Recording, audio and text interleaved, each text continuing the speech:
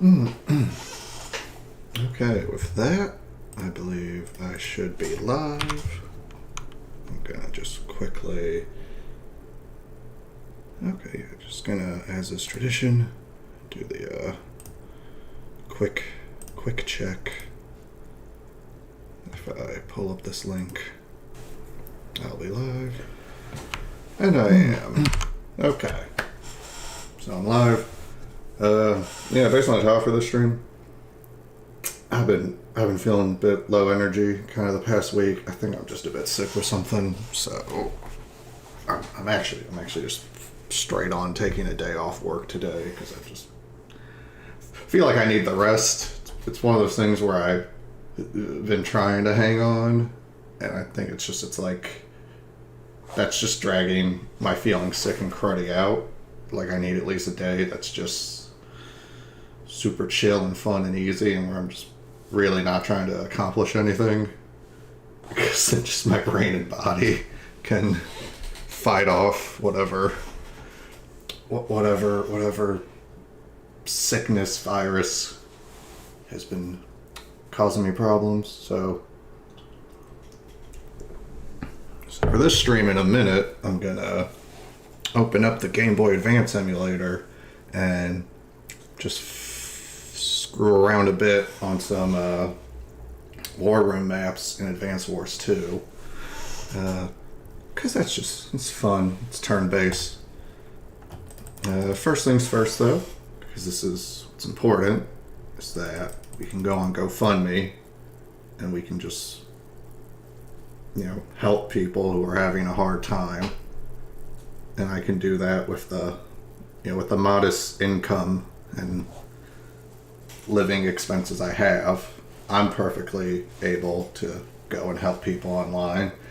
And, I really think the billionaire class, people with an actual, God's be darned, $1 billion. Remember, $1 billion, that's 1,000 millions.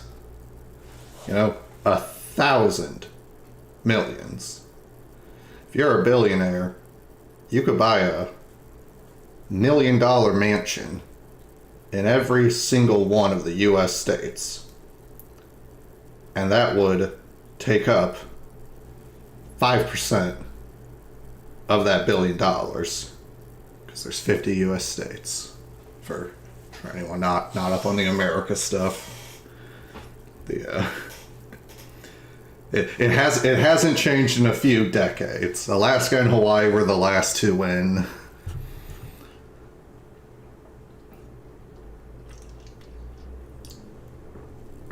So it's really an absurd amount of money. I've got my whole general critique of an economic system which funnels everything upward at the expense of, all the other people who are actually, doing the bulk of the work. And it's also just a lot of these like Elon Musk and Bezos. I end up having to just think that they're psychos, because it's like there's so much just obvious. I mean, like, I can just think about it this way. I can get Elon Musk as his grand plan to go to Mars and build a colony. I think that's an incredibly stupid and short-sighted plan for a variety of reasons. I'm sure people who are way more educated on all the specifics of space travel and physics and engineering, I'm sure some people have already gone into depth on what, okay, you want to build a colony on Mars. What are all the challenges? Like, how much technology that doesn't currently exist needs to be created? Because I think it's like with NASA, when NASA was first created and we were doing the first space flight, I think just part of the reason we had so much science and technological development come out of the NASA program, which is awesome. I love that. Legit good useful stuff got invented because we put a bunch of scientists and experts together and gave them billions of dollars of funding and had them go after an extremely lofty goal. Where just if I remember my history right, it's just one of the challenges for NASA was that when NASA was founded, as far as we could understand what was required to do like a space flight mission to the moon, we literally just didn't have the technology. So I think part of the reason NASA discovered and invented so much like technological and scientific developments was because they had to. In order to go to space, they needed to get farther ahead than we were on stuff. I mean, that's why I know if you see some of the like real old like prototype spacesuits, or like, you know, the spacesuits that were from the I think it's like the Apollo 11 mission is what actually went on the moon. If you look at like the spacesuits that were used on the earlier missions where they like just went to space and they like just did a spacewalk, or like, you know, got outside of the ship and, you know, futzed about, like those, you know, the space suits look radically different like every year because it was all just a constant like work in progress and they were discovering new stuff. And that's super cool. And yeah, SpaceX does not give me that same kind of vibe or energy.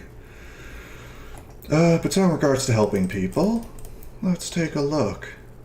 Okay, yeah, see this group, I last stream I did, I recognized the picture and the thing. I gave them some money, so I don't remember what they were at, but it looks like I think they're definitely closer to their goal, and they've got more raids, so good for them.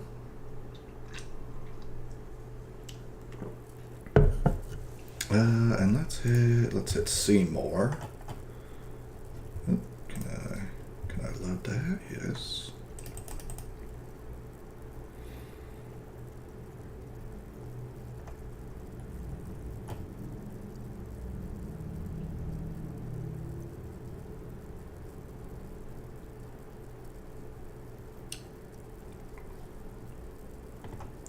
All right.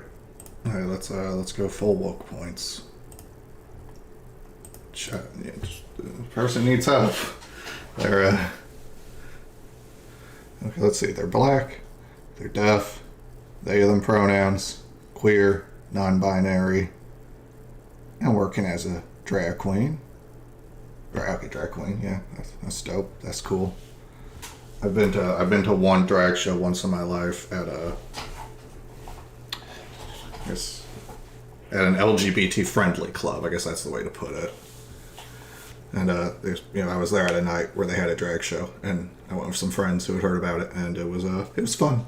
It was a fun time. Drag shows aren't like particularly my thing, but I still enjoyed it. It was fun. The packed crowd was, paying attention and entertained. Was a good time.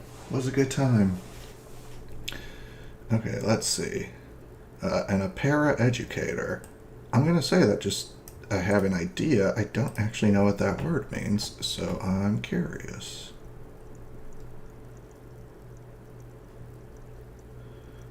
Okay, so someone who's like a teacher's aide, which if they're deaf and if they can do like sign language stuff, then maybe that's what they're doing. Yeah, if they got, then that's like a specific thing they could be doing. That's the paraeducator. Fuck yeah, I'm out of it, man. I am out of it. Side tangent, just when it comes to deaf stuff, I'm like really not any sort of expert on like the deaf community or deaf needs, but I have a little bit of awareness of it because I don't know if I've ever actually said the name of the college I went to. I don't consider this like a big deal docs because just at a certain point it's kind of annoying to not mention it, which is I went to RIT, which is in Rochester Institute of Technology, and at RIT I don't think I even but at RIT, so American universities will have like multiple colleges within them focusing on like different programs. Again, for anyone who's not from like the USA, so there will be like, a College of Engineering, a College of Liberal Arts, College of Business, College of like Sciences, or there might be like I think we had like two. I think we probably had like 3 different colleges that were in some way a science college because we had a lot of fucking science going on. But RIT also has a deaf college, like a College of Deaf Studies, and I think it's the largest one in the USA, because there's only a handful of those, but yeah, it's the I think NTID, National Technical Institute for the Deaf. But so there's a significant, like more than 1,000, probably more than 2,000. I don't know the exact number, but there's a significant number of students at RIT who are deaf or hard of hearing, and a good chunk of them are in majors that aren't NTID specific. So they're in like programming or engineering classes, and then it's like, but there's like interpreters and sign, and there's like, there's where they can put all the deaf engineering kids in like the same class, so then they can always like guarantee that there'll be a sign language interpreter for that class, and that like the person teaching the class has some like extra, like training on how to best like interact with their deaf students. But yeah, so that's just all cool. So just, it's just, I guess I've seen and interacted with more deaf people than probably the average, because I mean, how often do you run into a deaf person? Like, honestly, not really. But then at college, there's literally a couple thousand of them on campus, so that was cool. Okay, total sidetrack. Cool. Hell yeah, fuck it, they sound cool.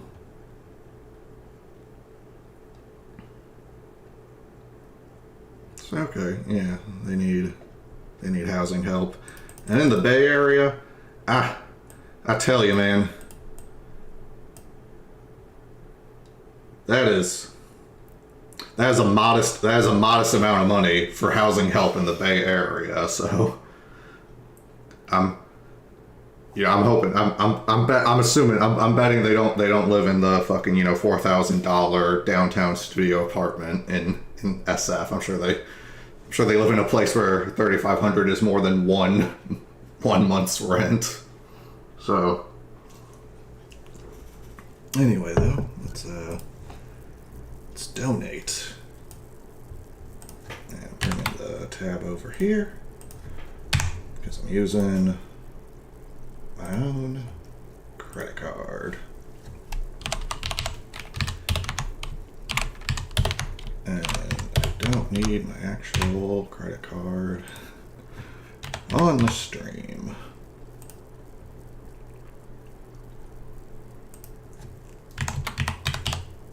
Because you'd see my whole credit card number and the 3 digits on the back. Can't be doing that. Okay, and then we do the Facebook integrated post, and that should be all that. Boom, boom, bang, bam, bop. There we go. Okay. Also had a desktop image. I like this piece. I didn't just see it. I've seen it at some point, but just it's a lefty. It's like an old. That's just something I find. Okay, yeah, this is copyright 1911. So yeah, something I find interesting. Sometimes I'm no expert on it, but I find it fun when you go back to like when you find just like American, like turn of the century socialism. Because socialism was such a dirty word for so long in America. So it's interesting when you go back to like, shit from like the 1890s, 1900s, and it's like the proud American socialists stand for the working man against all greed, and it's like, oh shit, fuck yeah. Yeah, here we got the pyramid of the capitalist system. I especially like we shoot at you for the soldiers and we fool you for the religious authorities. I tip my fedora. It's almost like there are actual real serious problems with religious indoctrination and faith-based belief systems, and that people have basically always to some degree been aware of that in varying capacities. So on the chillin' end, there's a guy on YouTube I just found called Mangs, Mangs, and I'll actually just pull up his channel very quickly, but he does a lot of content on Advance Wars and Fire Emblem, I guess. That's what I picked up. And so I ended up watching a few of his videos. And I had and just so that's got me now on like, oh, fuck yeah, Advance Wars. So yeah, he's got videos, he's got a channel. Here he is. But it got me thinking about Advance Wars again. So I'm gonna get this loaded up. And let's turn the audio. As good as the audio is.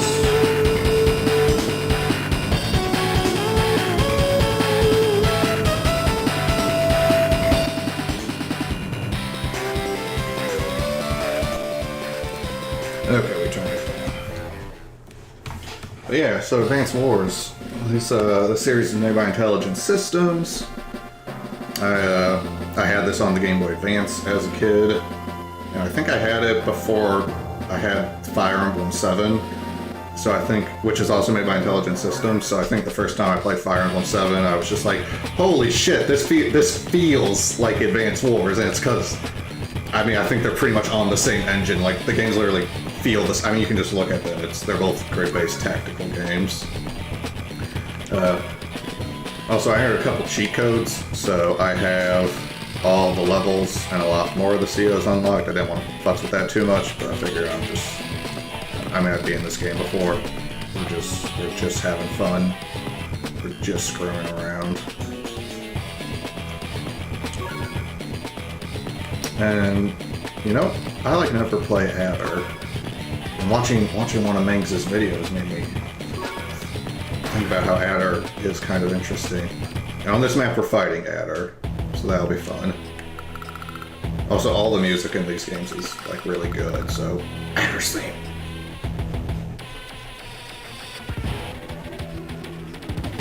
For the next game, because we can definitely do more than one game this stream. For the next game, I'll do what am I saying?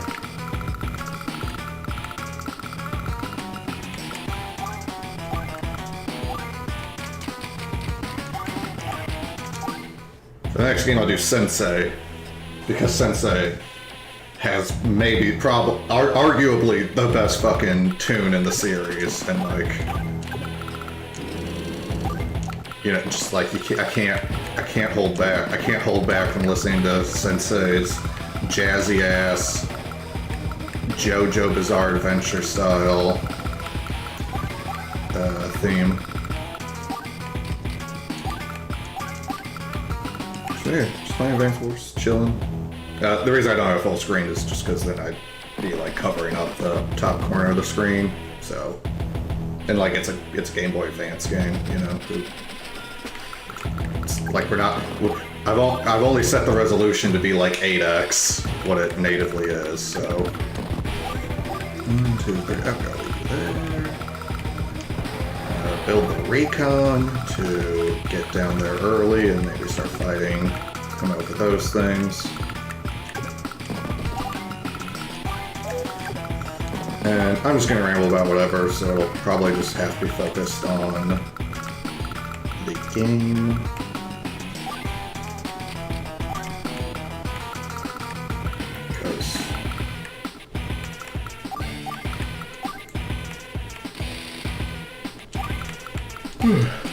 Because yeah, like I said, it was a low energy stream, but you know, I donated $50 to that person who had a GoFundMe. You know, it's a request for help, and you know, and Rohan will answer Gondor's call for aid. All right, in the time of need, Billionaire Buster's got a 50 for you.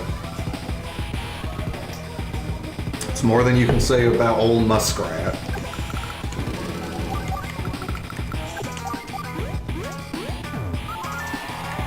Also say, so Dual Strike on the DS and Days of Ruin on the DS are also very good. I'm sad that Days of Ruin like didn't sell as well or whatever. Because I liked it a lot, and I appreciate that it like tried to mix things up a bit. because Dual Strike's a good game, but I could kind of feel where it's like Dual Strike is, you know, they took Advance Wars 2 and then added just more shit to it, and like that's cool, that's fine. It generally like works. It's arguably like a better game because it's got more COs, it's got more units, it's got just more stuff. But then Days of Ruin is interesting because Days of Ruin is like kind of a bit of like a side split off, where Days of Ruin like took away some units but also added some wholly unique units of its own, and it changed how the CO system works, where you put your CO in a specific vehicle.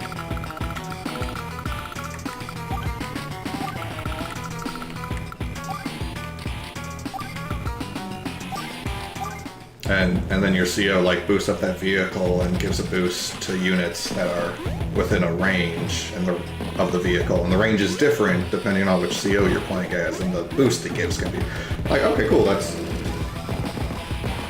Because the problem with Advance Wars, yeah, the potential problem is just that CO powers and superpowers can be really good. So, you know, it's possible to just have like...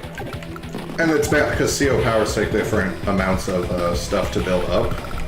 But like, I can sympathize that basically just the Days of Ruin CO system is less swingy. It's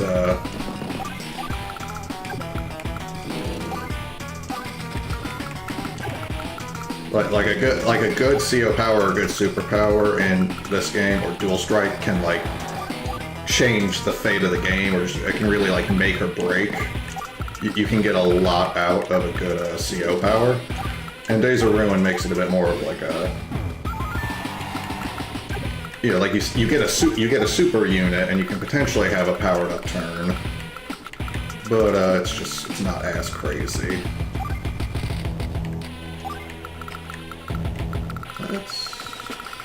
I already went to the guns.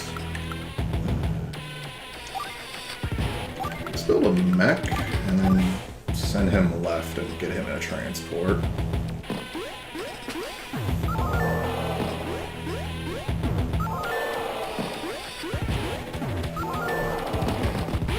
Also, I like in Days of Ruin where probably one of the, you know, it's not a super serious critique because, I mean, the game's obviously just focused on being fun, but, you know, people definitely comment sometimes that the tone in the Advance Wars games can be a little weird because just like, it's a war game and we're gonna see when I fight, and there's the animations, it's like, it's tanks and, you know, soldiers with guns like fucking shooting at each other.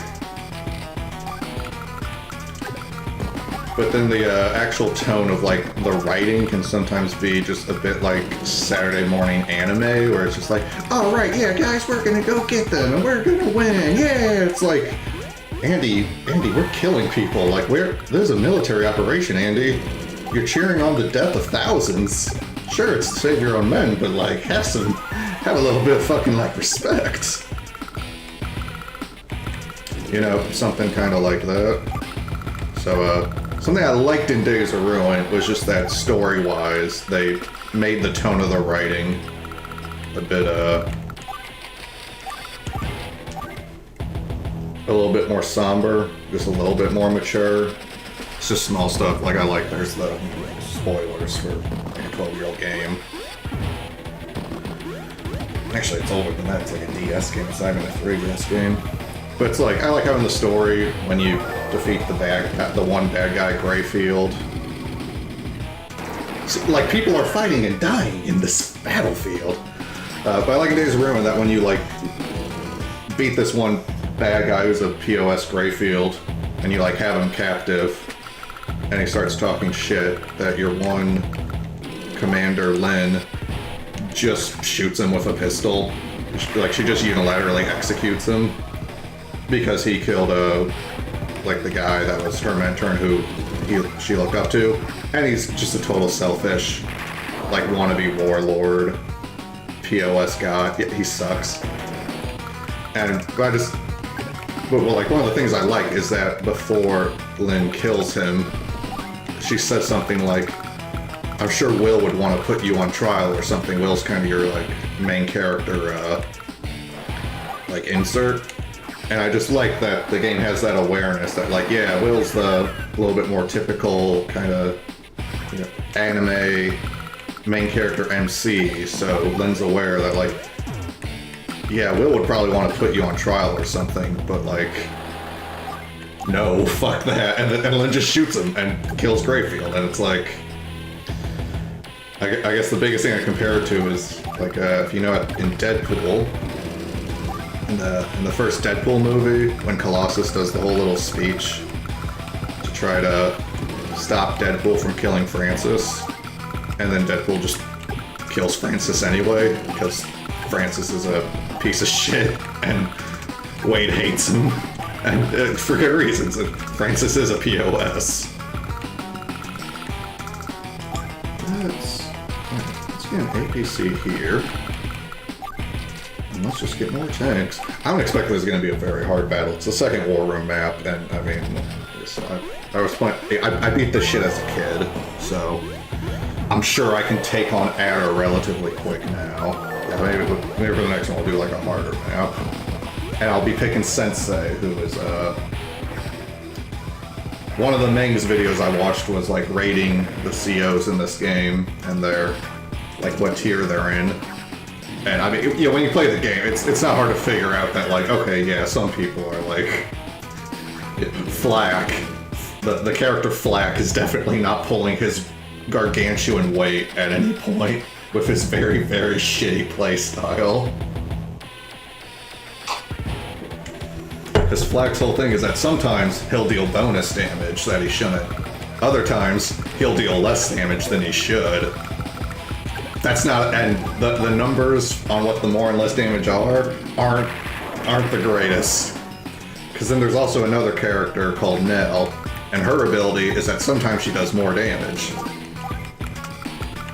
And that's it, no downsides. Nell is literally Flack with, I can't recall if her luck is, like, better than his, but she doesn't have, like, the 20% chance to shit the bed.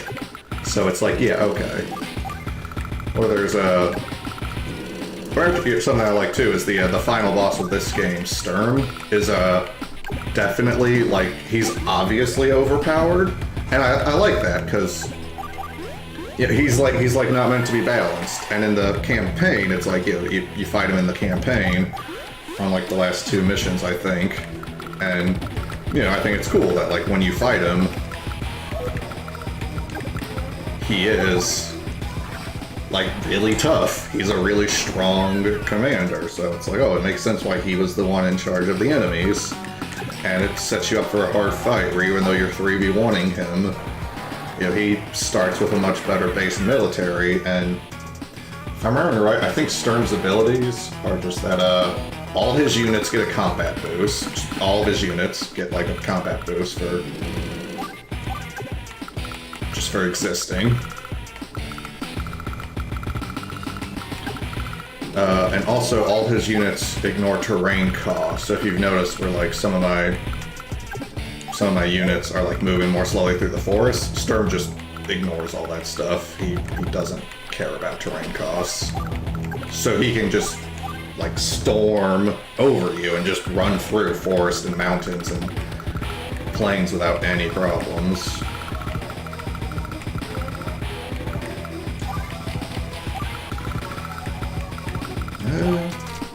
Let's just keep running tanks, and, you know, I haven't got enough properties to be easily able to afford the big guns yet.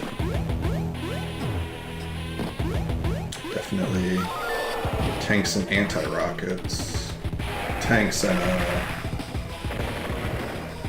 medium tanks and rockets and anti-airs. I don't know what the fuck I'm saying. Anti-tank is a unit in Days of Ruin.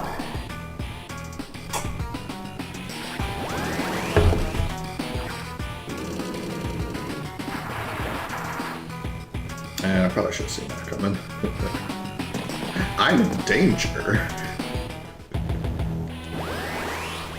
No, but Adder's whole thing is just that his CO powers charge up extremely quickly, and they have a minor effect. I think you also get like a 10% damage boost when you use your power.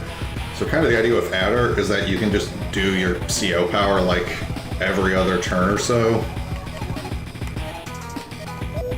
and just fuck shit up that way. From the one guy's tier list, Adder is apparently still not a very good CO, but he does at least have a unique and interesting like style to him. Because oh yeah, look, my infantry, my infantry can move forward. That's the big like for units that have a low movement rate, the flat bonus to movement is especially good. Also, getting a bonus to your movement is like pretty rare in this game, so that's like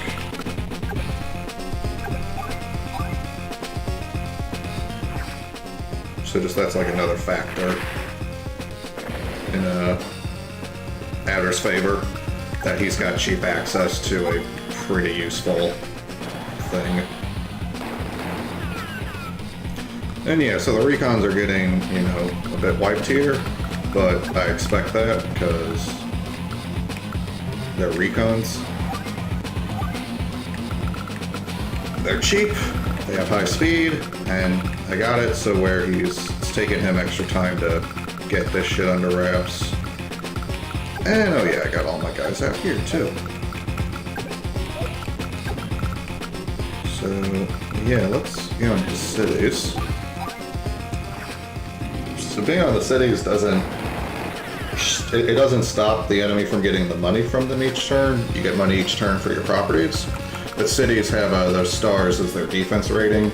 So like road is 0, plains is 1. My phone was ringing there, but it wasn't going off. Forest is 2. Your headquarters is 4. If your headquarters gets captured, you lose. And bases and cities are 3. So cities are real defensively. It's just good to be on. Also, if your units are on a city at the start of your turn, they'll heal 2 HP. You lose a proportional amount of money, but your units do heal for being on a city at the start of their turn. So now it won't do that on an enemy city. It does block the enemy off from being able to heal anyone there because I'm on it. So it's not a bad place for me to sit a tank. And I mean, looking at his, okay, he's got rockets, but they're not in range. And then he's got one tank here. I'm like, okay, yeah, this tank can come and attack me, but yeah, and he'll do okay there. But I'm also on the city, so that'll give me a nice edge. Because the way the counterattack works in this game, in normal circumstances, it's, getting the first strike is very, very powerful.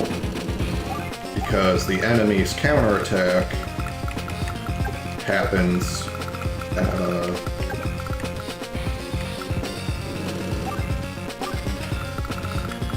the enemy counterattacks based on the health they have after your attack. So if you get the first strike, and it's a decent first strike, the enemy will pretty much always be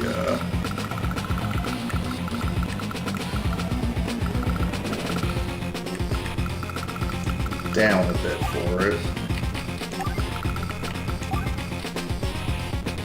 Like as we saw here, I got the first strike, so I took them down to 6 health, and then their 6 health counterattack, which only took me down 2 health. That's like... And I say usually, I think the only exception is there's a character called Sonya, and I think her default is that her counterattacks hit harder, and then I think her like super CO power makes it so her counterattacks hit first, which is fucking weird.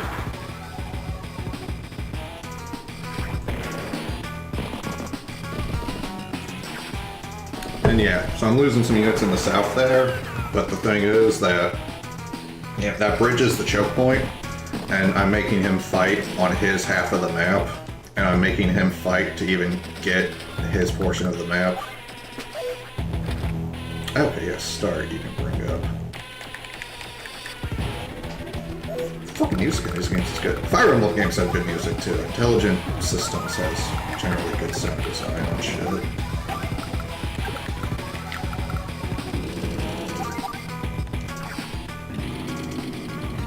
So yeah, my tank is in range of the artillery here. which sucks. But I want to get my beef. I want to get my beef in front of them. So like, I'm gonna take out that infantry with the tank's machine gun.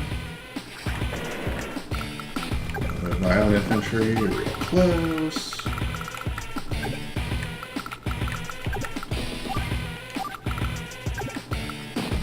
Have this mech probably kill these guys. Hell yeah. Oh yeah, in this game too, there's 5 different factions, and their units all look different based on their faction, so you can't really see that in this one, because me and this computer are both playing the same guy, but we're in the Black Hole Army, so the way all our units look is how the Black Hole version of units look. And I was like the theming with it, because there's a bit of like a country-to-country aspect. So there's like Orange Star, has like mostly American-style units. Blue Moon has mostly like Russian-style units. Green Earth, I think, is mostly like British-style units, or like UK-style units. And then Yellow Comet is, I think, a mix of like Chinese and Japanese. Which is farther down there. Alright, and since I've got 2,000 money, let's put a rocket down here. I think we could really just use a rocket. Got tanks coming in for backup.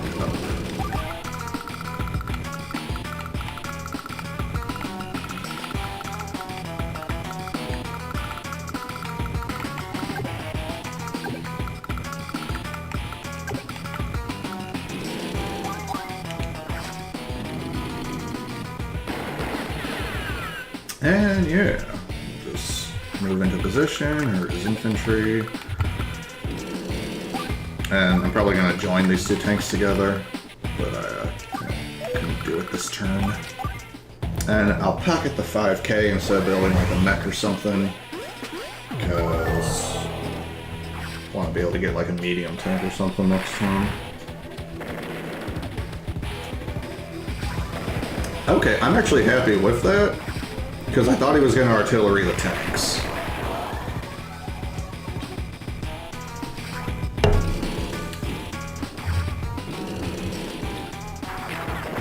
So if this, like, the tank's real weak, but he didn't, get through, and I've got rockets and tank's about to be on the bridge here for backup, and I am totally invading his eastern side. It's like it's a war game or something.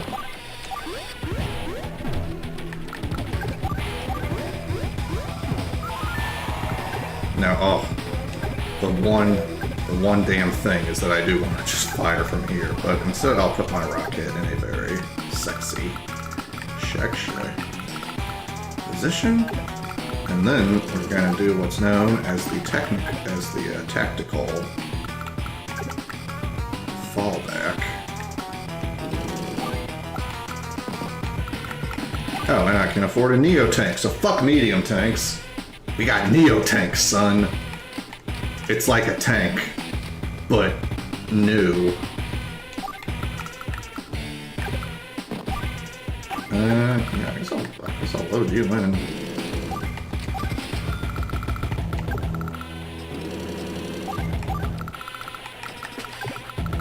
Yeah, medium tanks have like a mobility loss compared to normal tanks. Neo tanks don't. Neo tanks still maintain good mobility.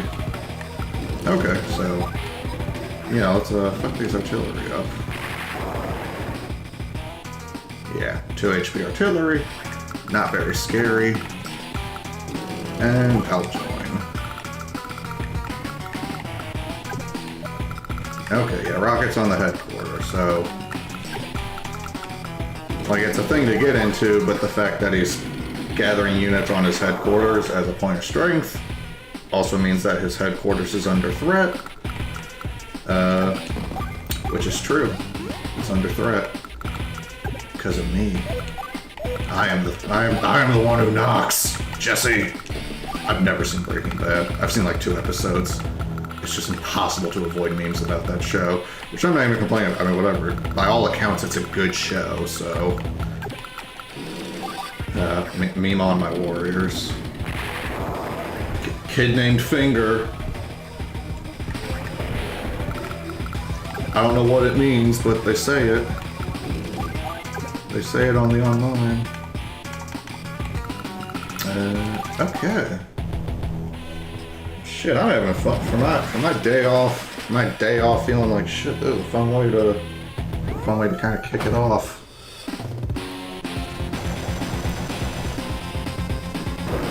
Okay, I think he's doing his superpower, so it's got the more impressive graphic.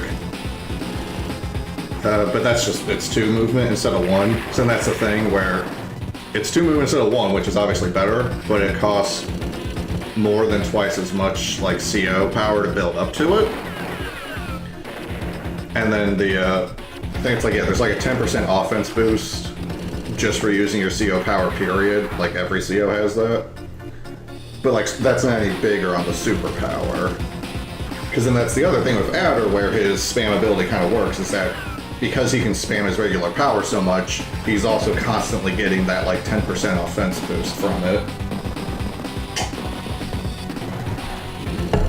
And for those who don't know, your CO power, it's basically, it's those stars that fill up. And if you want to recall, the main thing with it is that it's a mix of destroying enemy units fills it up, and also having your units destroyed builds it up. So I'm gonna pop mine.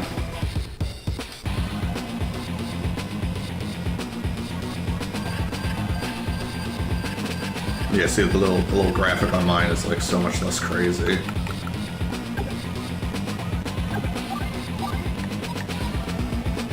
So, yeah, and you can see we're seeing the city, it's got 2 more defense, and I deal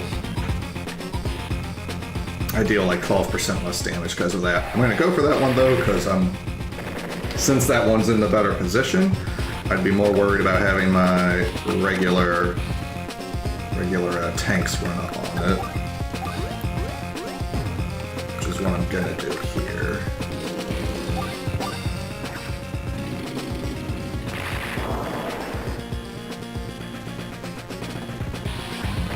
And this infantry will, I guess, probably be able to attack my artillery next turn, but that's only going to do like 1 or 2 damage, and it'd be much worse if the tank attacked my artillery. Alright, now we can get the mech in.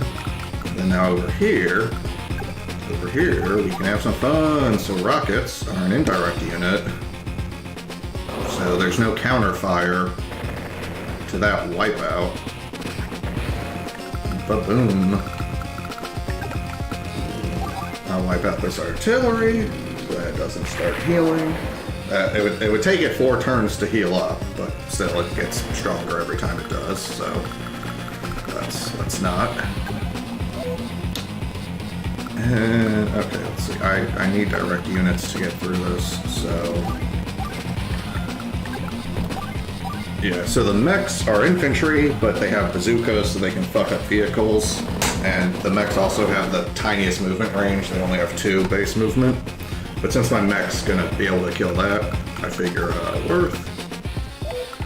And then we'll just send the Neo tank in front. And yeah, 112 damage. So overkill. So as you can see with the Neo tank, they are gonna just wreck shit. Neo tanks are good, who knew? Infantry the glitch there for a little bit of defense. Oh, I'm good. I can soften up this guy. So he doesn't just like, because infantry's ability to capture is derived from their health. So if infantry take damage, then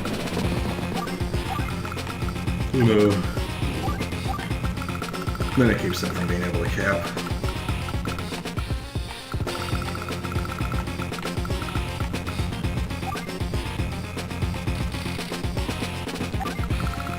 Man, fuck, I'll spell another rocket. Like, I've won this map. I've won this game. I mean, it's the second war room map. It's not supposed to be very hard. Some of the later maps in the war room are actually like set up where the enemy starts with like 8 more properties than you, so it's like, ah, fuck. So yeah, it's the age-old way to balance a video game. If you can't make the AI hyper-competent, just fucking cheat and give them free shit. Just give them free shit to be sloppy with. I always respect the hell out of a game when it doesn't have to do that, just because programming's hard, and balancing tactics and shit is hard. Because the problem you can end up with on a video game is just that, like, depending on the type of game, it's very possible for the computer to play, like, perfectly. So it's, I know, I think I've read where it's like with shooters. It's like when you're designing AI for a FPS game, it's like your main order of business is to make the enemies not just be aim bots, because it's really easy to program the AIs to just, you know, if they see your head, point, click, shoot you in the head and like one cap you. I know that's why people like complain in like Halo 2 that like the Jackal snipers are like really fucking ornery to you know, just like one shot kill you like the second they're able to see you, because they're a computer and they can just, you know, they can have a 1 frame reaction time if they want. They're a literal fucking computer.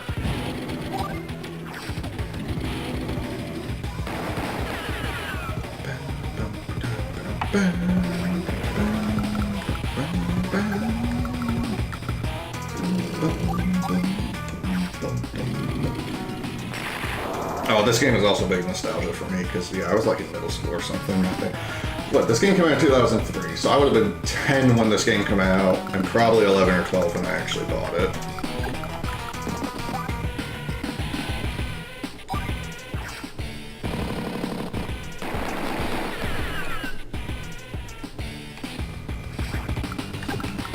See, I'm just gonna start focusing on capping. I'll have you swing around and kill him, because I don't want you to get picked off if I have you, like, fight the APC.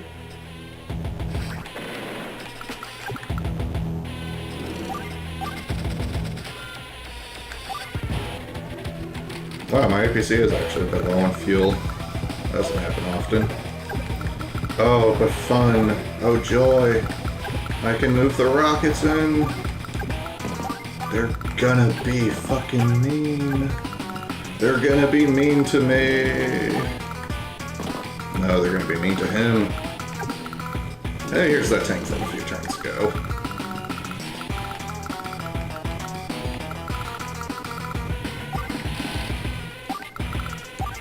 Yeah, fuck it. I'll give a medium tank up here. Yeah, so capturing the properties is nice, because, you know, just it takes away money generation from him and gives it to me. And that healing aspect of being on a city, it means now, like, you know, if I've got that one city there, so like I can heal my own units on that. And it's giving me money, and it's not giving him money. Which is why we see that if you look at the units he bought 2 mechs and an infantry, which is like, yeah, that's one way to spend 7,000, but it's like he doesn't. What's the sets? Yeah, he's only got 4, so I'm making 20k per turn and he's making 14 per turn.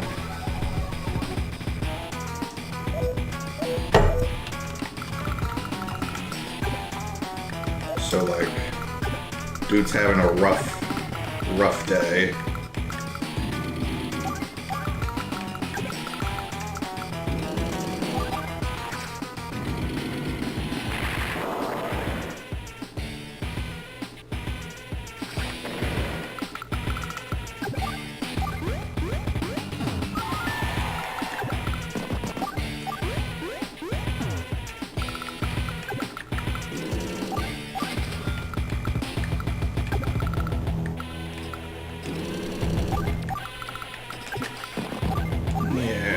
These cities.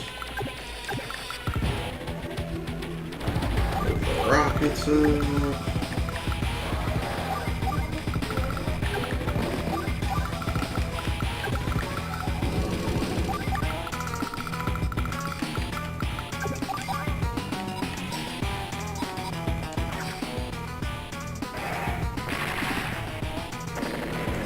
bit of shit for me to deal with here, but nothing that can't be overcome. I mean, this game's decided I'm gonna win. And yeah, I'm still having fun. It's like it's a good game or something. Even when you know you're gonna win, it's still like, yeah, I'll move my units around, yeah.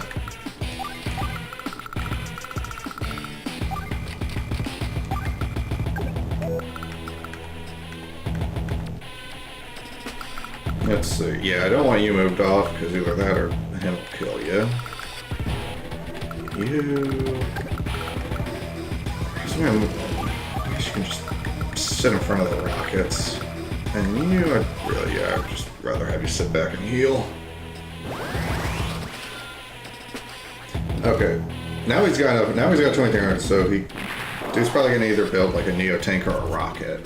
I hope for his sake he builds a Neo tank or a rocket. Just because those units would give me an actual goddamn problem.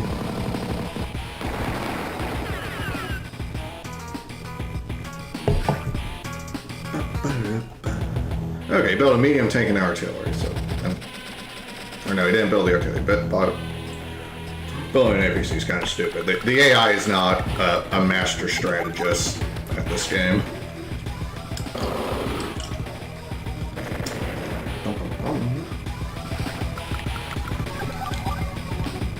And yeah, here's the fucking terror of rockets.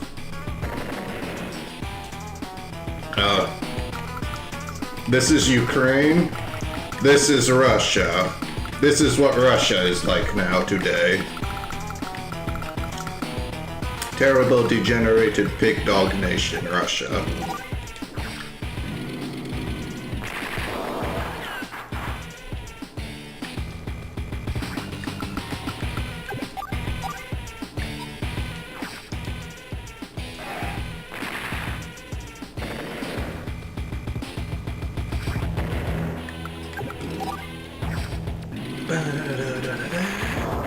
Yeah, fuck, the music in this game is, even though I'm just hearing Aris thing back and forth, it's like, the fucking music's good in these games, man.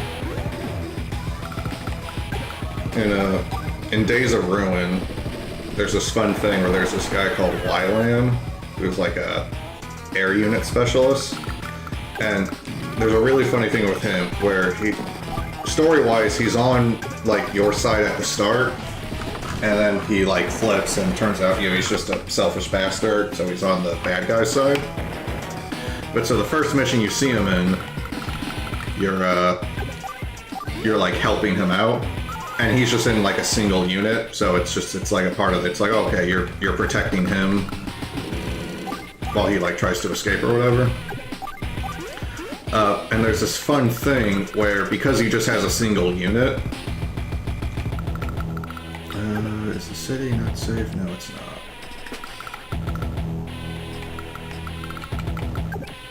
Or, because he just has a single unit, his turn is like, 1 second.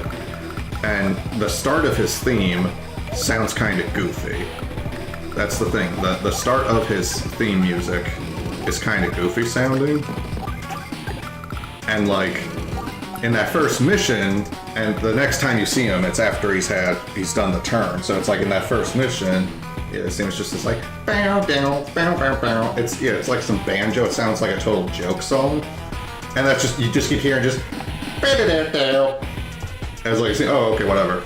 Then there's the mission where it's like Wylan flies again, where he's fighting you now, and it's like a really hard chapter. He's like really, you're in a bad position. He's like really fucking strong in it.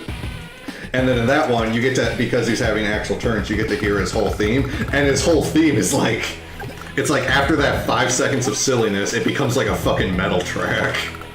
It's like, after this match, I'll just play a little bit of Wylan's theme, because it's not hard to understand if I do that.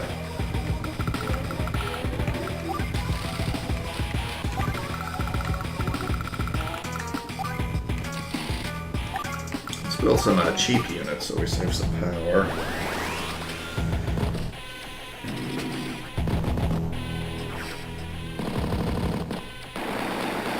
Yes, that hurt. Okay, and I'm getting a little warm, so I'm gonna take my sweater off. Obviously it's October now. Oh yeah, it looks like that.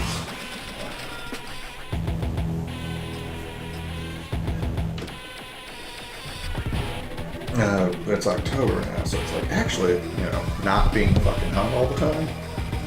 I'm still wearing a sleeveless undershirt.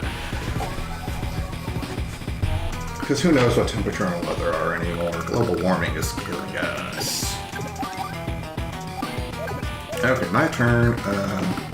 Let's use the power. The look of terror on your face is so delicious, or whatever weird shit he just said. A little bit cringe, bro. Being a little bit of a... I guess at least Adder is aware that he's a fucking, like, military commander. Alright. Yeah, so this is where rockets are good. I did 4 damage to a medium tank that's on cover.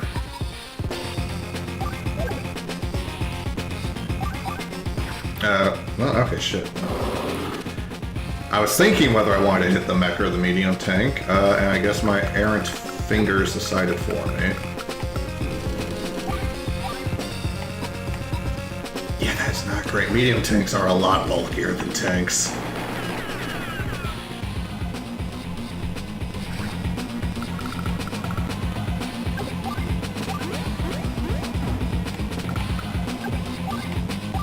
Oh wow, is my 4 HP dude gonna actually get that? That's fucking hilarious. But yeah, we're clearly moving in here.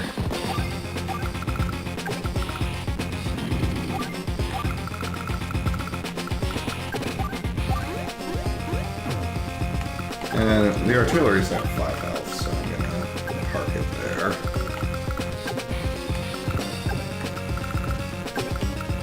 And I'm not going to move my mech the extra space forward, just because being in the woods is actually like pretty useful.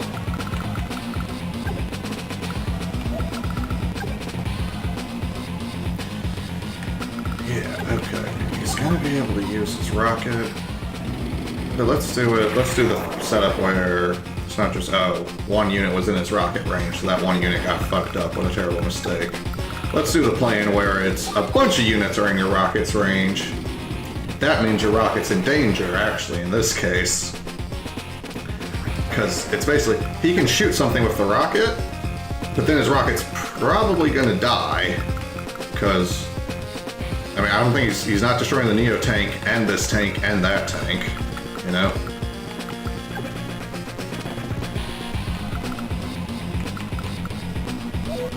I'll just move you forward, because Big Mech will fuck you up if it hits you. And I'd rather avoid that.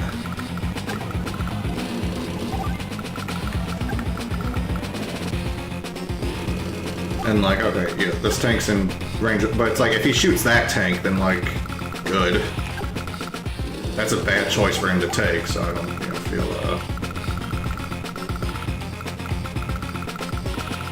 And yeah, I'm at a point now where it's gonna be like just spam Neo tanks and win, because it's over, Ada. I have all the ground.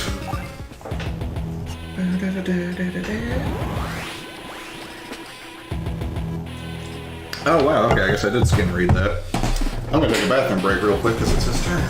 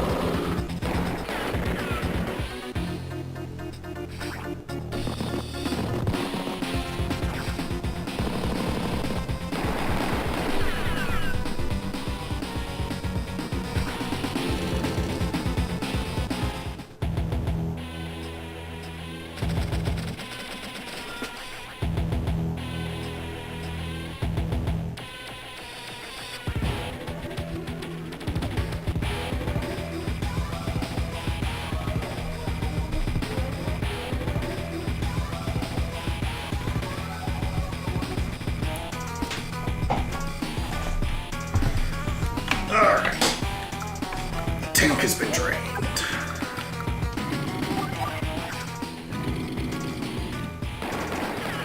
Yeah, medium tanks are definitely gonna screw up. In average Ukrainian tank, average Russian conscript.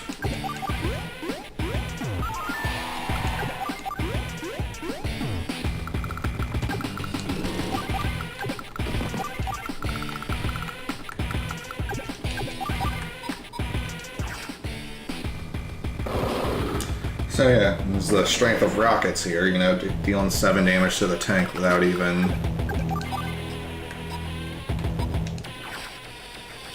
without having it even, you know, able to do shit about it. Now again, rockets are themselves pretty frail if they get attacked. You know, there's a reason rockets are the way they are. There is a balance to it. But this is also why Neo-tanks are, in ways, worthwhile. That's a 1,500, that's a 15,000 fun unit. Dead. And you can see, these artillery are in woods, but they're still going to lose half their health to just one tank volley. Because they're an indirect combat unit, and they're not meant to be in direct combat. Who would have thunk it?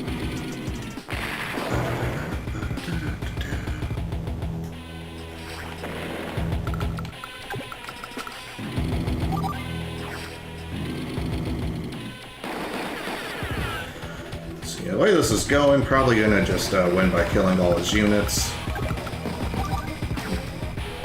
Some like campaign maps and stuff have like a special condition where it's like destroy the cannon or like destroy the factory when you win. For these war room maps, it's all just you either capture the enemy HQ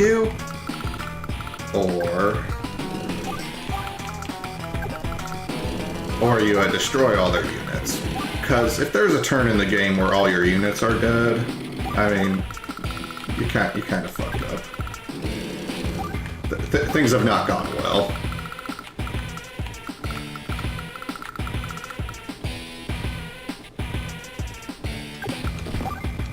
You can just be big. And again, just more Neo tanks, because who cares, it doesn't matter.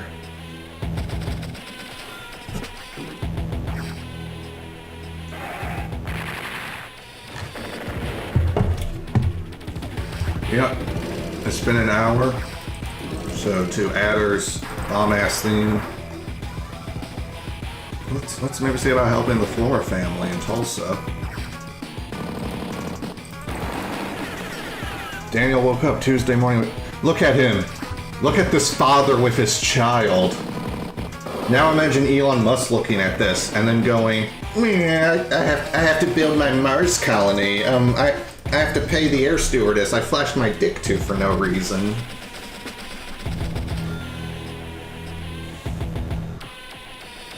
So, okay, let's see. He's got chest pains,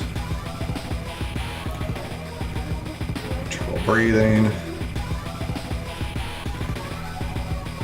he had extra fluid in his knee, he had a blood infection, showing signs of early sepsis. Had to miss work, which in America, you're not able to work because you were sick through no fault of your own. Deaf to those who are not contributing to next quarter's profits. Okay, yes, let's help this guy out because like it's like I said, it's the double whammy shit that it's like, oh, not only do you get to deal with like a terrible medical issue, because that's not fun for anyone. I've had medical issues. I've had friends and relatives have, injuries and illnesses. That shit ain't fun. No one wants to break their arm. No one wants to be sick. No one wants to require knee surgery. But it's just part of being a mortal human. And yet our whole economic and work system is designed on like, oh, you like shouldn't work for 2 weeks because you're sick and injured, we'll just fire you. You know, especially with like low wage, shitty jobs like fast food. And it's like, why? Just don't fire them. Like, just, you know, like if a pregnant lady gave birth, you know, I can get that as a company, you might not be able to like, you know, pay her wages like maternity leave because our economy's fucked up like that. But it's like the whole like, you know, if she's able to take a couple of weeks off or like a month, like why should her job be at risk of that? Like, you're a fast food place, you're always hiring. Like, you know, the only reason she's taking the work off is because she like gave birth to a child, and that's, you know, a massive like medical situation. And but companies will just be like, no, you can't take that much time off. You can't take that much time off unannounced. It's like they're having a like, yeah, they can. Just fucking let them. Fuck. Okay, there's us. There's a billionaire busting. You know what? I'm gonna check the live stream real quick because I don't know how loud the music is on the stream compared to me. So let's give that a check. Take that much time off. You can't take that much time off unannounced. It's like, okay, sounds like I'm like, yeah, they can. Just fucking let them. Fuck. Okay, there's us. There's a billionaire busting. Okay. It's a good thing I took my sweater off because apparently I was turning goddamn red. You can tell I'm 100% pure white boy because if I get warm enough, I'll start turning a bit red. Just like my ancestors. Alright, you hitting that anti-air is worth it. Because at some point, one of the other weaknesses of indirects is they can't move and attack in the same turn. So if I move, you know, if you move one into position or if you move one away from danger, it also like doesn't get to attack that turn, which is not the case for direct attacking units. So that's always something to be mindful of. You know, you want to get the most efficiency possible. And so anti-air units, I haven't used too much of them, but the thing with anti-air units is they're also really good against infantry. So, in a way, they're kind of like inverse tanks. Like tanks aren't bad against infantry, but anti-airs are really good against it, and tank machine guns are not great on choppers. And tanks also can't attack planes. They can attack choppers, but they can't fire on planes at all. Which, this map doesn't have any airports, so that's why that hasn't come into play. But there are air and naval units. Naval units are in general considered kind of cruddy, because that's just the way this game is balanced, or imbalanced. And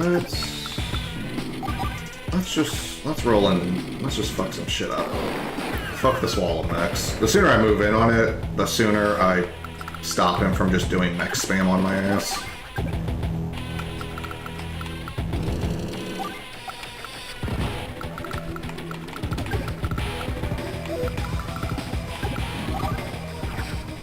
And I don't know if I had my power at the start of the turn, but if I did, I didn't notice, so I'm gonna hang on to it and probably just use it next turn.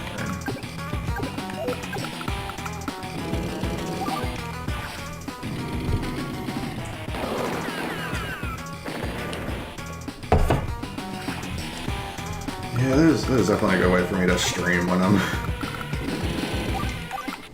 not, like, feeling it. Because, you know, I can still put in my couple of minutes of talking about how capitalism is lay shit. But while I'm doing that, you know, I can just have that be kind of like the small accoutrement to my just chilling with a nostalgic old video game. It's Advance Wars. It's from 2003. Okay. And I just really want to get through this map now so I can play like a harder map and so I can share the joy of Sensei's theme. I'm not even gonna like hum it or anything right now because it's just It'll be a good surprise. And after this match, I'll play out Wyland's theme for a minute. Actually, you know what? Since we've just been hearing Adder's theme for the past couple minutes, I'm going to temporarily mute this. And I'm just going to go on YouTube and just play out Wyland's theme, because why not?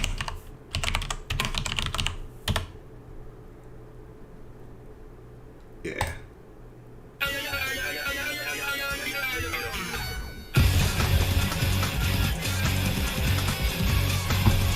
So it's goofy for like 2 seconds, and then the fucking metal drops.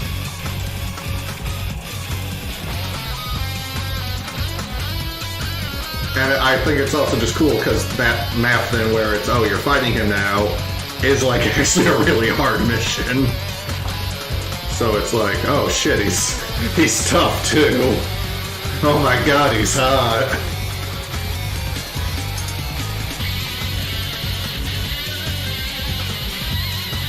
Yeah, here's the power of a one-hit point unit. Not much.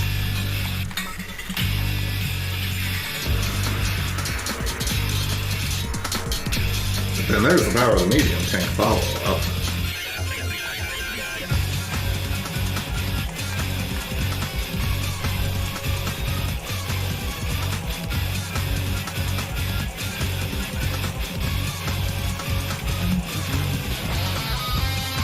Yep, let's have fun.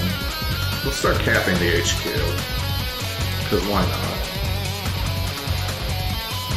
Okay, that's actually like a overkill. I'll have to do it. That's slightly less overkill.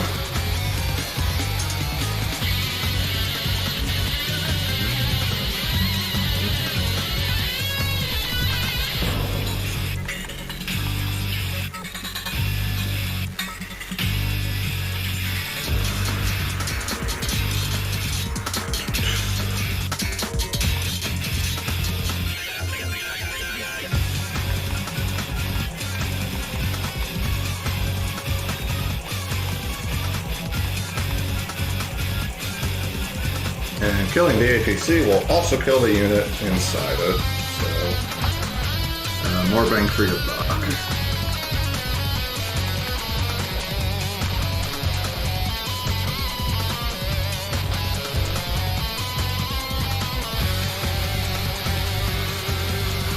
And in this case, I'd actually rather, I could kill this, but then he could build a new unit there. Instead, what he's going to do, because he's a computer, is he's going to let his unit heal 2 health. And then probably... Actually, wait. Actually, if I'm going for the cap, I have the cap going, so it's actually better if he can't. Because the new unit he builds won't be able to stop the capture. He is going to be able to delay the capture by a turn, though, because...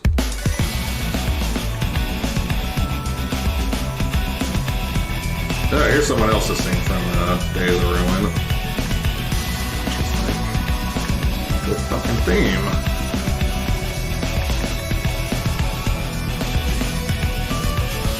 And this APC is not gonna matter. It's too far away, this battle's over. He's got a 1 and a 2 health point unit, yeah, I think we're done.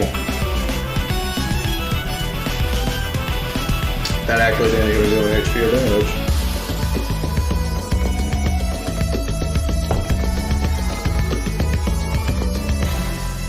Alright, for fun, because I wasn't expecting to get it, we'll do the capture. His HQ's 9, and his shit's all fucked. What's my score? Hell yeah! Yeah.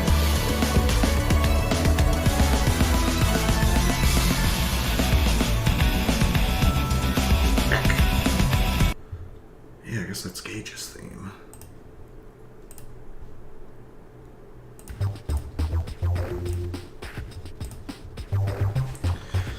And like I said, so there's a fresh file, but I used a couple of cheat codes to just like unlock more maps and COs to play with, because, I mean, again, I've played this game before, who gives a shit?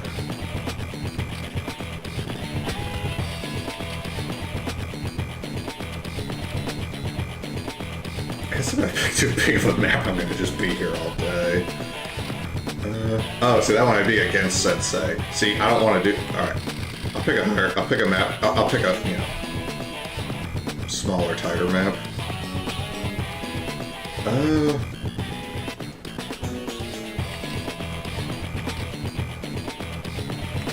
I mean, this is the next map, so fuck it.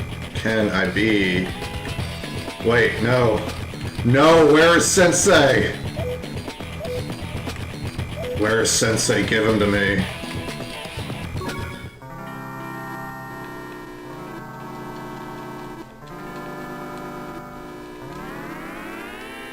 God damn, he doesn't have anything because I haven't done the campaign yet. And I don't know how to unlock Sensei.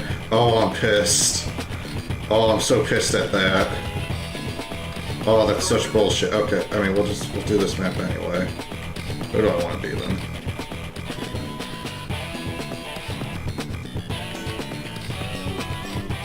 Like, I'm missing Colin here, and Jess here, and Sensei here. Kanbei's a real good CO. So, we'll just pick him. We'll just have fun with him. He'd be a fun one for Max, because... So, Kanbei's thing is his units are more expensive. They're 20% more expensive, which sucks. But... all of Sensei's units have... like 30% boost to their offense. So they're getting more of an offense boost than they're paying for. And as you can see, like Max, his specialty is direct damage units. He also has the rare distinction of his indirect units lose an attack range, which means his direct units are just like god awful. I think the like CPU will still build some of them, but it's like if a human was playing Max, you almost never build any indirect units with them, because just the -1 range really fucks them. And Kanbei, so all my stuff's more expensive, but all my stuff also outstats Max's stuff. And then so my power just boosts attack strength more. It boosts their strength and gives them 1 movement. Here it boosts their strength even more and gives 2 movement, which is nice. Like I was saying, movement boosts are actually pretty rare. I think in the sequel, Max lost the movement space increase, which like made him worse, because that's rare and powerful to actually have a movement increase. So and then Kanbei Super gives even more offense and defensive strength. And it also means their counterattack damage gets like a bonus. So when Kanbei uses his super, I think it's like, yeah, his units are at like 30%. I think his super is like another 50%. So Kanbei's units hit for like 80% more damage, which is like fucking stupid.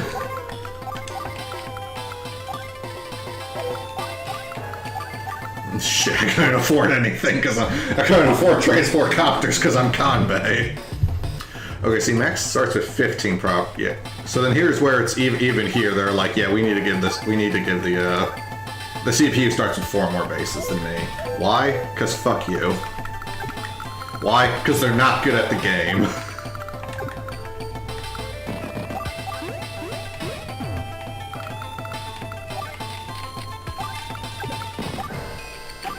Alright, here's the trans chopper.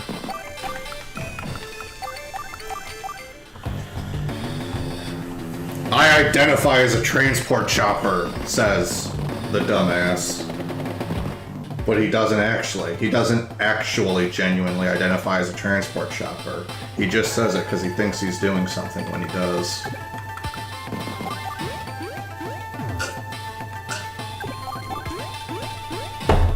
Alright, something about the visual, I'll say, something about the visual of the infantry, like, stomping on the building. It's very comical. I always found that comical, and I mean, how could I not? It's pretty fucking comical. Now see, with this map, it's like... Okay, see, he built an anti-air, like an asshole. So I was gonna build a battlecopter, but since he built an anti-air, I'll build a tank. I'll build another infantry, who will move over here, and then another transport chopper can ferry him. So the other thing of this map is it's like he's got a base and an airport out there, whereas I think there's an airport below. Maybe not. Yeah, so just there's an airport here, so there happens to also be an airport on his side of the middle ground. So that's, you know, it's whatever. The CPUs aren't so good at the game. Be nice to them.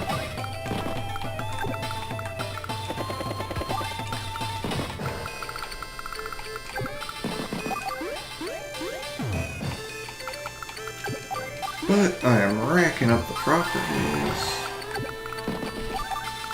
Let me double check. I didn't actually see. Okay, he built rockets. You rich motherfucker. Alright, I'm building a battlecopter, because the rockets can only hit land units. So a battlecopter is actually a big threat to them. And the only thing I can afford with 3K is I mean, I could get 2 infantry, but I don't want to do the infantry spam yet. I think I might, you know, need to buy some more important shit, so.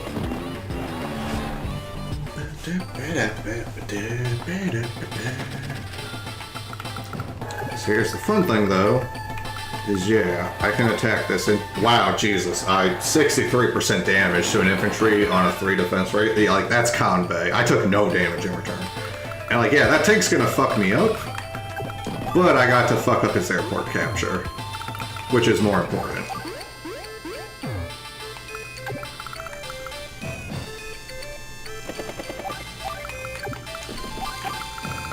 Alright, so you'll ferry across, you'll get to one of these guys over here.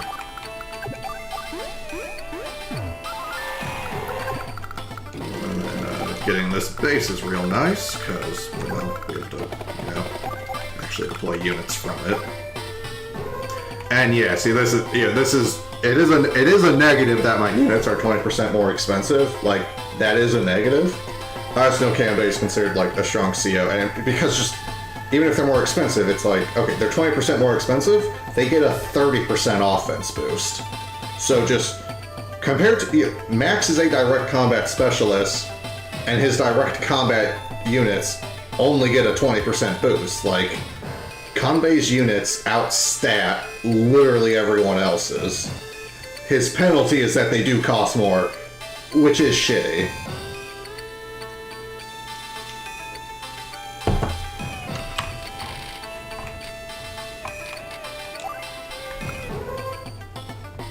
Okay, I'm gonna still just say just because he's bringing in some big shit, so I don't know if I might like need to be able to put a rocket or a medium tank out. But I'll buy the artillery, because artillery is always nice to have. And artillery's base cost is only 6K. And especially early like this, I mean, yeah, rockets are badass and all, but like, I can afford artillery pretty easily still. That was fucking, too many fucking bugs, man. And okay, see, this is, because this map, it's like, he's meant to get this shit, so the fact that I'm getting this is actually, like, totally awesome. I'm gonna pull back a little.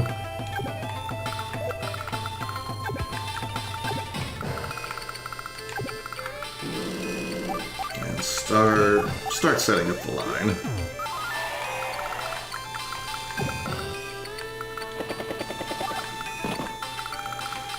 So yeah, so this anti-air, so I do not under any circumstances want the anti-air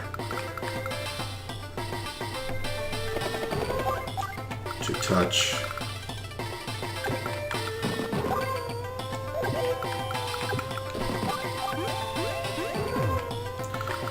God, I'm so paused up. I don't want the anti-air hitting my battlecopter because it's just gonna one-shot it.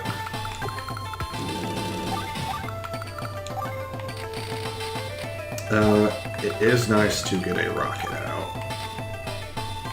I get a recon just cause I need some more shit to start building a front line. Because it's basically, we're going to be fighting over the center for a bit, and it's going to be about me being able to like build up my forces while keeping him back, and being able to make like smarter trades. Because since he starts off with the advantage, it's like I need to hold the ground here. The fact that that didn't kill my infantry is the test. Like that showed, I just expected my infantry would die, but no, I'm Convey, and now his battlecopter is gonna get fucking ringed by my battlecopter, and his anti-air is gonna get ringed by my tank. So like, I can make some good trades here. Yeah, let's see. Also, the artillery and rockets can't hit choppers, so my choppers like are a real big threat to his indirects there, because I can just hit them, and they can't hit an air unit because they're a land-based artillery cannon. No shit. All right, 1 health chopper, I'll let live.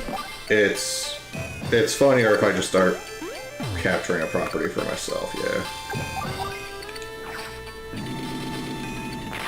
And you're not going to be able to counterattack for shit, so that makes it worthwhile to hit you.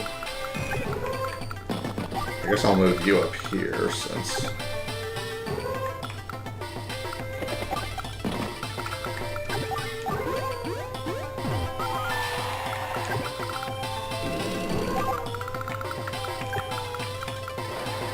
Yeah, the rockets have wheels instead of treads, which means that it costs them 2 movement points to go over a plane style. Same for the recon.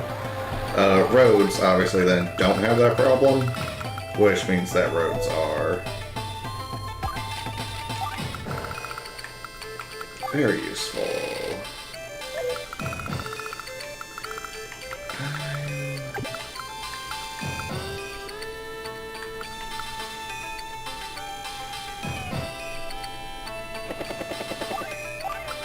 I'm gonna put it in front of the infantry, just so like, I'm gonna take that forest tile away from them. Because that seems like a good idea. Yeah, so recon will hurt the transport chopper, but it's not gonna kill it. Transport choppers are like not durable though. But see, that's the so Max, his direct combat boost doesn't apply to his infantry. It just doesn't. His infantry are normal infantry, but my infantry get the offense and defense boost for being convoy. So like anyone else's infantry, except for potentially Sammy or Sensei, because they have direct infantry bonuses. Like Adder's infantry would have totally just died there. And yeah, see, so he built a missile unit, which isn't one. It has. Oh god, yeah, this is Max. His indirects fucking. This is basic. Here's basically it. Look, when it comes to indirect units and Max, so the B is their attack range. So look at my artillery. My artillery, healthy, Chad, his artillery, degenerate, soy. My artillery consumes all the GMOs possible directly into its veins. His artillery eats organically grown soybeans farmed in an ethical manner that doesn't involve children or slaves, because he's a pussy and he doesn't like eating slave labor like good old Americans should.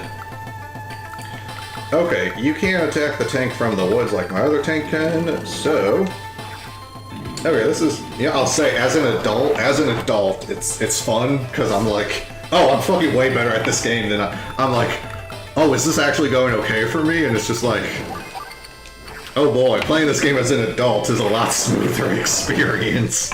As a kid, you play like a fucking idiot without realizing it. This infantry is pretty fucked, but moving him off isn't gonna do shit. And I mean, if his recon can come and kill me, but then his recon's gonna get killed by tanks next turn, so deal with that, fucker.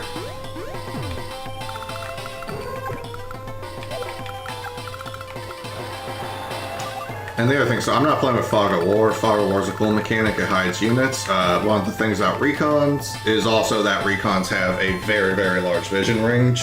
So in Fog of War, yeah, it's not just, oh, they have really high mobility if they can be on roads and cities. But it's also like, oh, they actually have really high vision range. Because comparatively, Tanks have a vision range of 3, choppers have 3, infantry have 2, it goes up when they're in the mountain, and artillery have 1. So that's the fun thing too with the indirect units. Indirect units don't have enough vision range that on their own they can even hit things. It's literally, yeah, it needs intel from other units to fire and follow the war. Like 2, 1. Exception is missiles. Yeah, for whatever reason. I guess just to help. Missiles can only hit air units, so they're really strong against them, but they can literally only hit air units, so everything else can just like walk up on them pretty easily.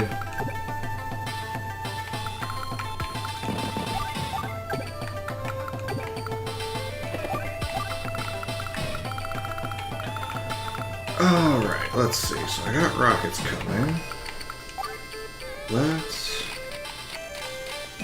Let's be judacious. Let's be judacious and not drop a bunch of money on a medium tank. God damn it. I wish I could hit his fucking...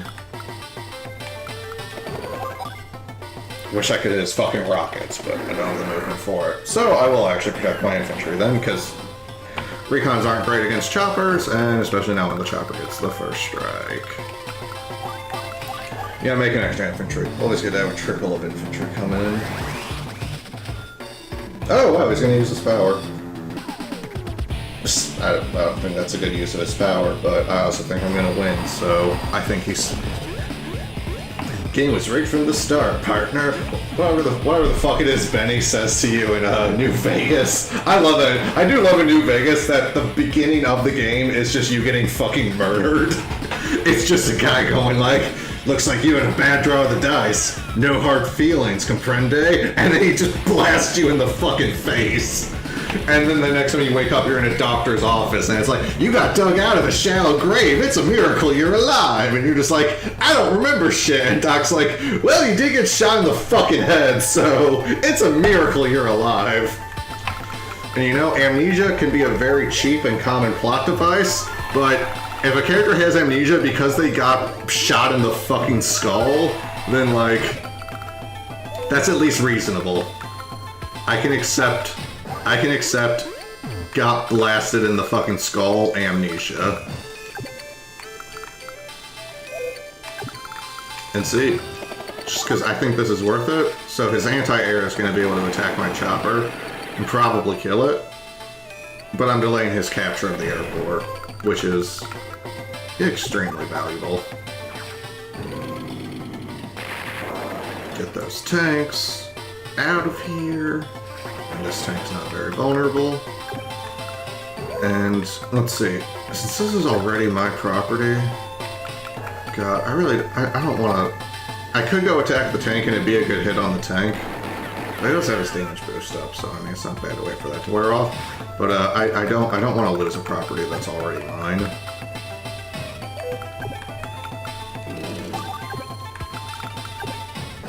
Yeah, okay. It's not great for the anti-air, but you'll keep the artillery from getting hit, and you're in a 3 defense spot, so, and okay, yeah. So now it's like, okay, Max's tank could definitely come here and fuck up my recon, but then my artillery's gonna hit him, so, like, questionable move there. And because I'm Conbay, boom. Now, you know, this ain't perfect, but right now, I can just hit his factory. I can just hit his fucking factory with rockets every goddamn turn. That's powerful. Very powerful.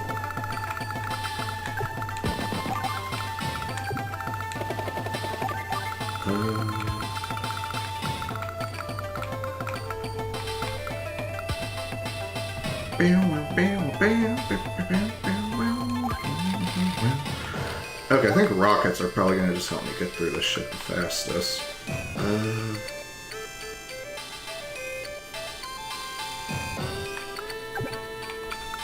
Okay, you might be fucked on your cap, but I can body block with the T-Copper. Teach. Chopper, you use the rumble ball, transform into kick-ass mode.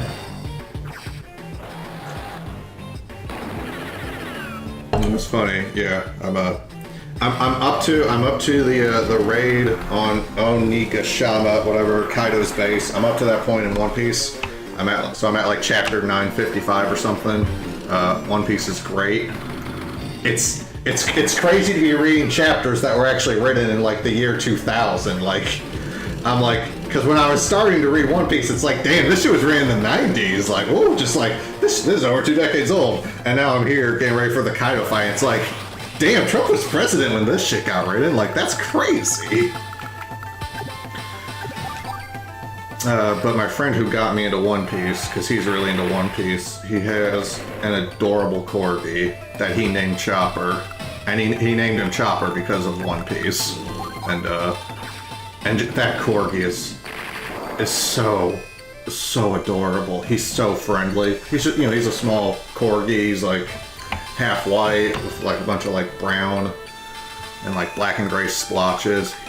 He's just incredibly cute. He's and he is just a super social. It's just every time I go to his place, it's like the dog loses its shit when they see me. So it's just really fun.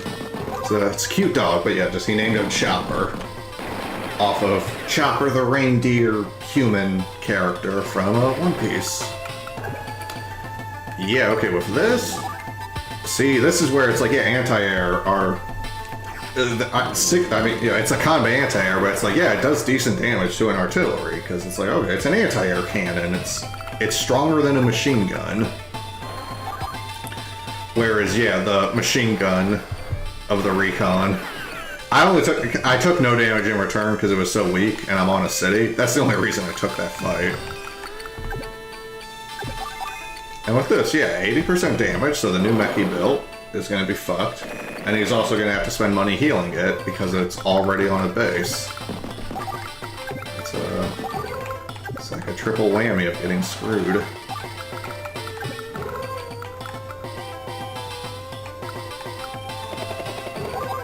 And yeah, so battlecopter into anti-air is generally a bad idea, but this thing's at 1 health, so I'm going to kill it. If that thing was at full health, the 30% damage I would do would not be worth it, because because it's an anti-air, its counterattack would still deal like 6 or 7 damage to me. Shit's rough like that. And because I do want to protect my Rakata, yeah, I'll put the transport chopper in front of him. Alright, so let's get a medium tank, because we could use some beef. Let's get another infantry, because then the choppers can grab that. Oh, I question not streaming, but it's a whole thing where I don't wanna have like I don't wanna have any gaps on the stream unless there's like an actual good reason. I'm trying to take this shit seriously. So my intention, I think, going forward is to stream on Sundays. Sundays seem like a pretty good day for it on my end, because I usually just do chores on Sunday. So if I like stream Sunday night, it's like, okay, yeah, I've just been doing like chores and shit, it's not a big deal. Like Saturday, I potentially like to go out and do stuff, or I like to, like play games and shit with my friends online, or, be doing something with my partner. So like Saturday night is like kind of like, I'm giving up my Saturday night if I do the stream on Saturdays, where it's giving up my Sunday night is like, I just stay in on Sundays for the most part anyway, because it's like, I gotta do work tomorrow, and I did chores all day, like I just want to chill. I want to chill off my Saturday.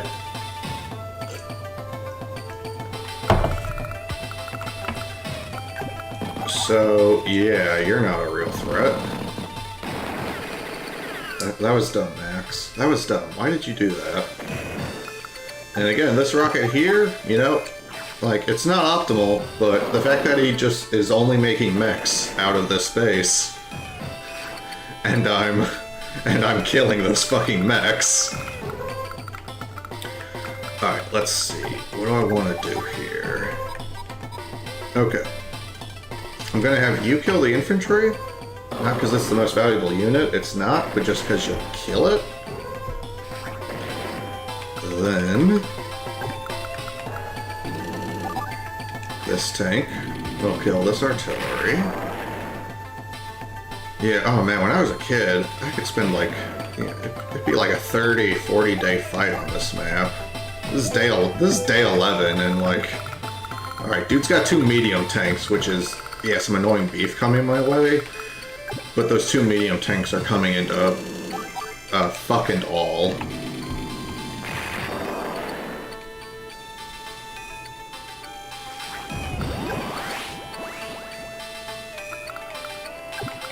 Okay, I'll save the power for next turn. And I'm gonna move the rocket away, because I don't want the rocket to get hit by the missiles. Given that missiles can only hit air units, they unsurprisingly are really brutal to air units. Even Max's shitty missiles against my glorious Kanbei chopper, it still might just one-shot them. It's that tilted. Missiles are a hard counter to air. Now the caveat is that they're literally only a hard counter to air, and that actually kind of sucks a bit. Because, you know, only countering air is, like, not actually that great.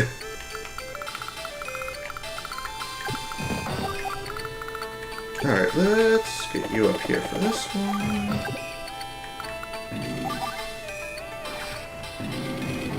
Alright, I'm losing movement forward, so I'm not sure if this is, like, the best move, but meh. So at least getting some movement forward.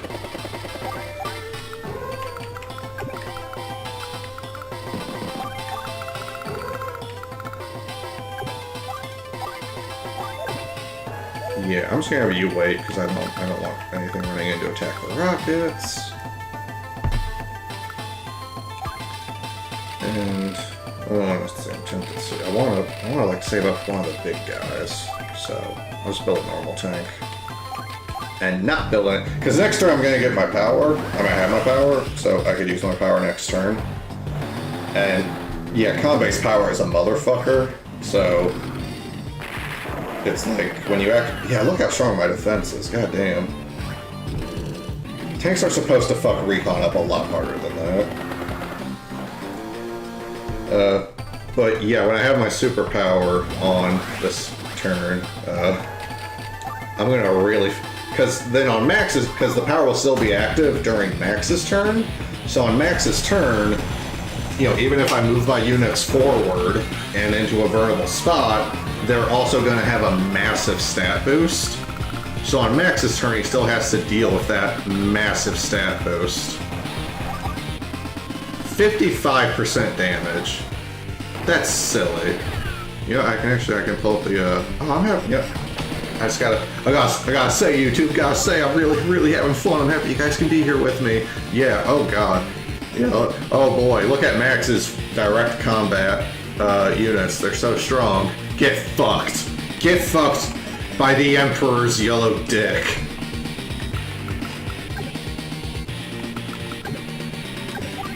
Okay, since the only thing I can hit is you, I'll just do that instead of moving you forward. It's more fun to clear out a tank. And then you can super fuck that up.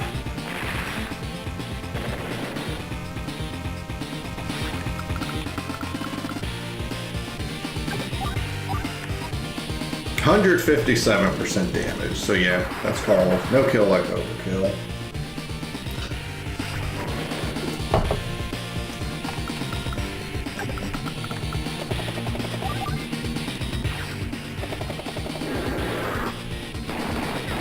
And yeah, I like the battlecopter against the tank, because the tank won't be able to do much. Now, my battlecopter is in range of the missiles, but instead of any of the other things I could do, I'm committing to fucking up those missiles. I'm more than fucking them up, I'm just, yeah, they're on the road. And I'm superpower Kanbei. Never stood a chance. And for a bit of beef, there's a medium tank. You're not getting a 4 health. Fuck a butt through there.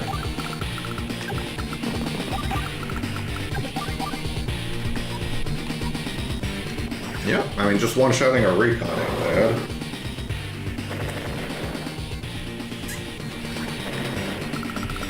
Just, yeah, you can see Max's side of things is not looking great here. Let's get a big old B. Yeah, bombers hit hard as fuck on account of being bombers.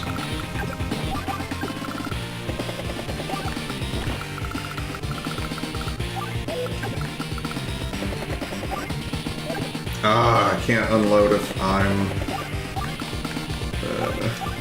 oh, whatever, else will block his airport off, because lol. Now he's gonna use his steroid gorilla arms. But I'm all super powered up, so I'm in the best position possible for, you know, whatever bullshit damage he's gonna do.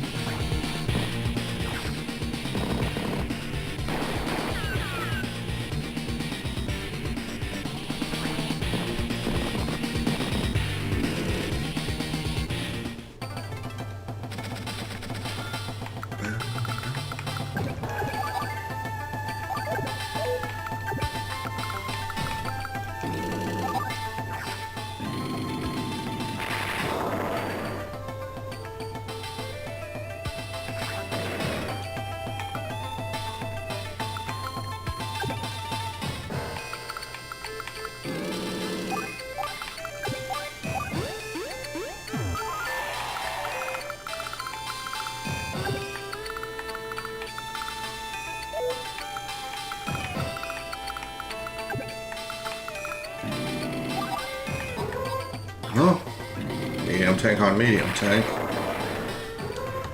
Usually ain't a bad way to go.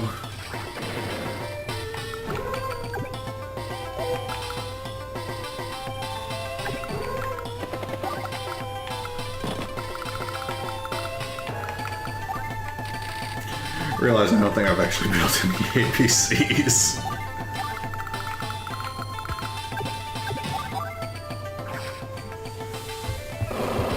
These rockets are still just fucking him up. And yeah, y'all deal with any infantry, and you know, tanks aren't great, but the tank ain't gonna push you off. And then my infantry are in position. Oh, I can fuck up your tank. With my tank, tanks.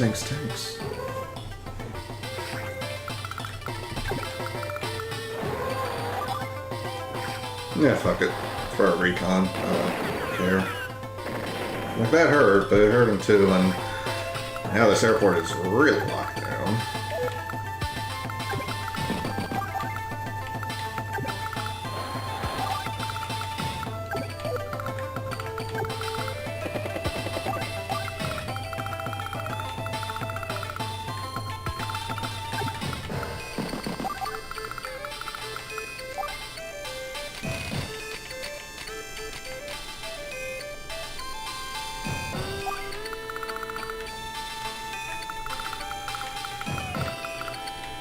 Oh, let's do it with my battle chopper. Well, let's have fun with it. That's my strategy. Whatever seems the most fun. Not a bad approach. Not a bad approach to a game.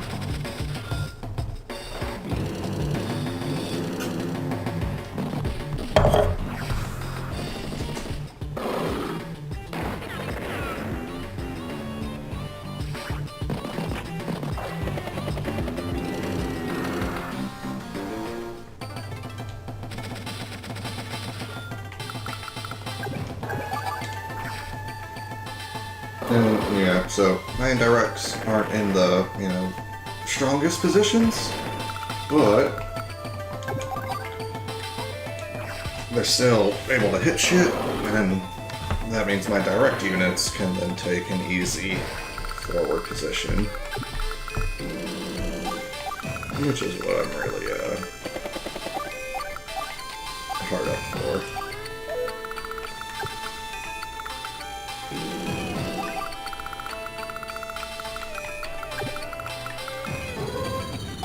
And, yeah, just a bomber, lol. Or wait, am I not in range of... Am I in range of the artillery? No, because it's Max, and Max fucking sucks ass with indirects, and the fucking computer doesn't know that.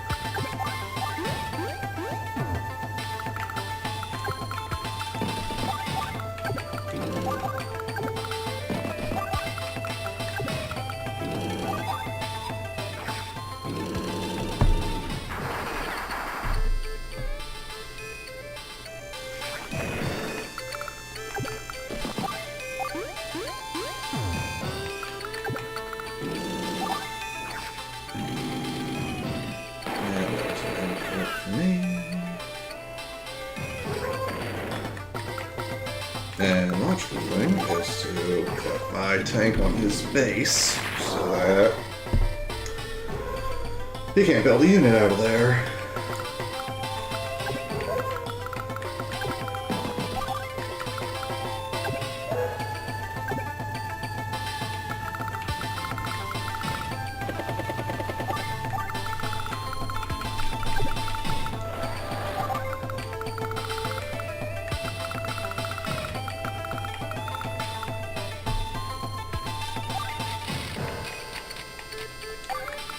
Put my missiles just to be a dick while I save up for a Neo tank.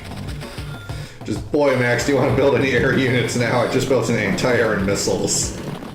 You should probably not build any more air units, bro. And he didn't. What a smart lad. Shh. Did I use my battle chopper that turn? I hope I did. Alright, now since that's gonna just kill it, I'm going to run away. And yeah, transport choppers are not particularly durable.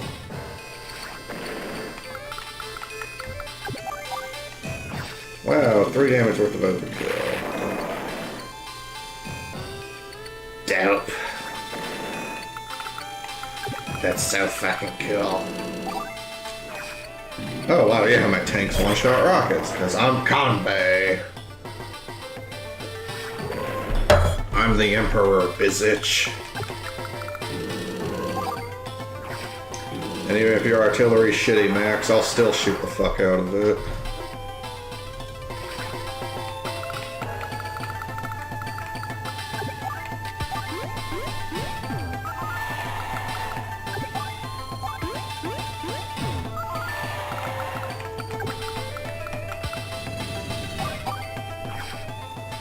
Yeah. Bombers are bombers.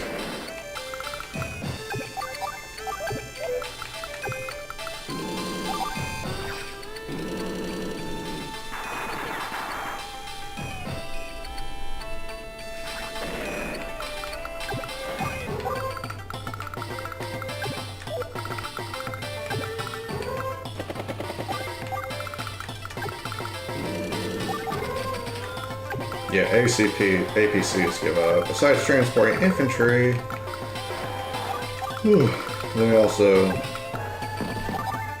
give fuel and ammo to units, which is pretty useful. At times it's even desperately needed.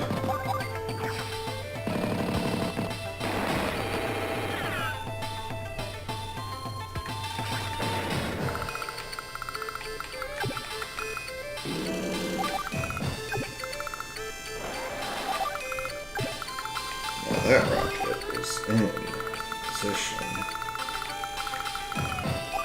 Oh god damn it, I just want to build a fucking Neo tank.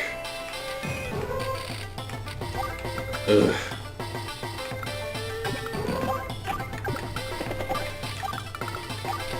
Just want to build a fucking Neo tank.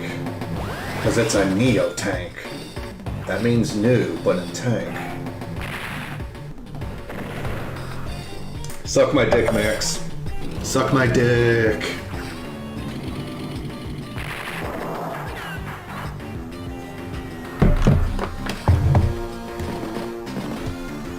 You know what?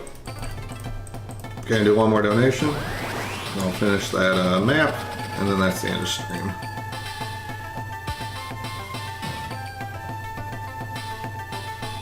Alright, let's see.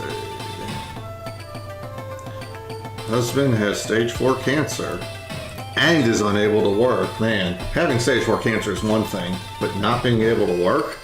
That's gonna kill you if you're American.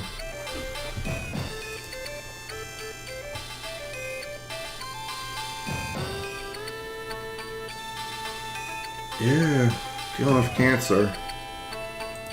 That shit sucks. You know, I'm getting tired of a con-based theme. We will play out some other video game tune. After I, donate to this guy and his family when he's got stage 4 cancer, and is gonna have to start chemo. Man, I hope Elon Musk can get that Mars colony going soon. Otherwise, all these people will have just fucking died, and we won't even have gotten a Mars colony out of it. Golly, that sure would be a waste of human life if we don't even have a Mars colony at the end of all the death and needless suffering. I mean, it's not needless. It's because we're gonna get a Mars colony. You'll look out your window and it'll be a red wasteland, and it won't be on Earth. Isn't that neat? Because, Earth is so small and it's easy to explore and get the enrichment and value out of every nook and cranny of it. So we, totally gots to be moving on to another planet by now.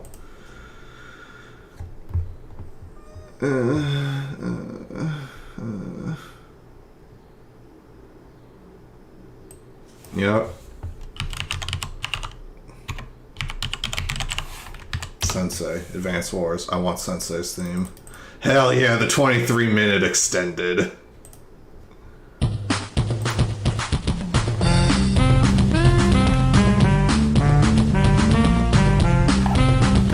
Never go wrong with Sensei's theme.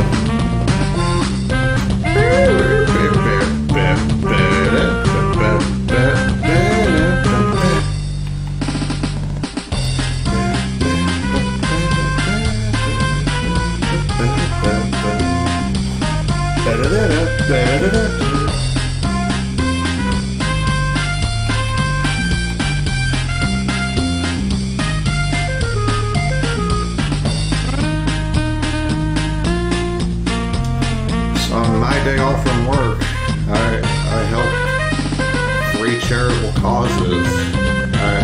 I help even when I'm not feeling 100% up to snuff, and I'm just trying to chill and relax.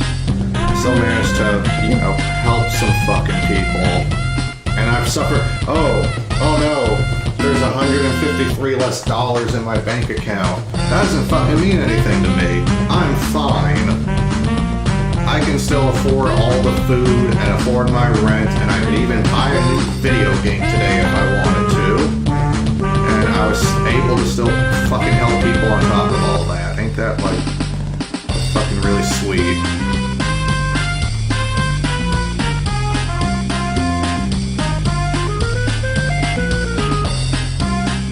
Okay, I could build another bomber, but I've kept saying I want to build a Neo tank, so I'm gonna build a Neo tank.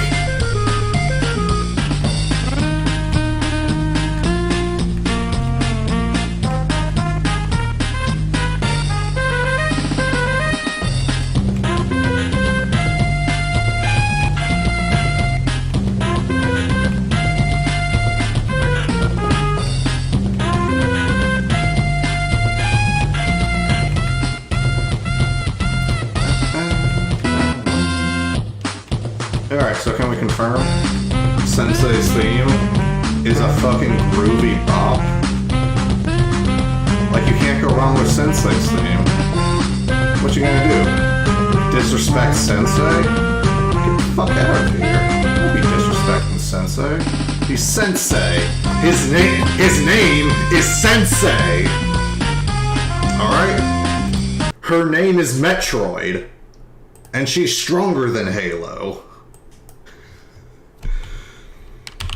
Nick, I mean, the Metroid games have good music. You know what? Just because the Metroid games are more well known, and for the chillin' here, I'm just gonna play out some video game music as the background. Etrian Odyssey.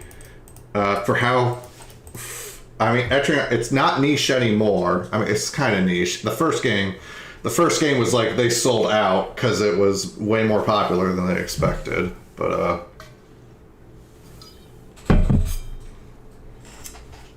you know what? Yeah. Okay. Streams. This is. Buddy. Okay, everyone just sit here for 5 minutes. I gotta go play with my cat. I know, buddy. I know. I'm gonna come play with you in a second.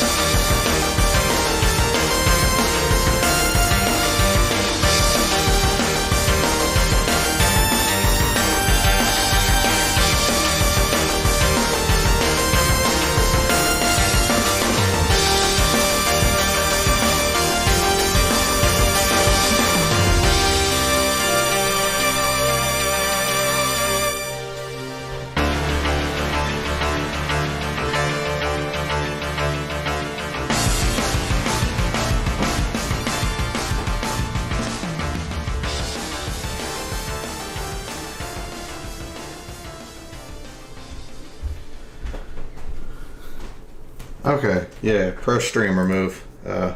Good news. My cat has been played with, and because we are temporarily out of wet food, he has been fed the dry food. So he is a delighted boy, because as a cat, dry food is like fucking junk food to him. So he goes nuts for that shit. You can see him. He is chowing down.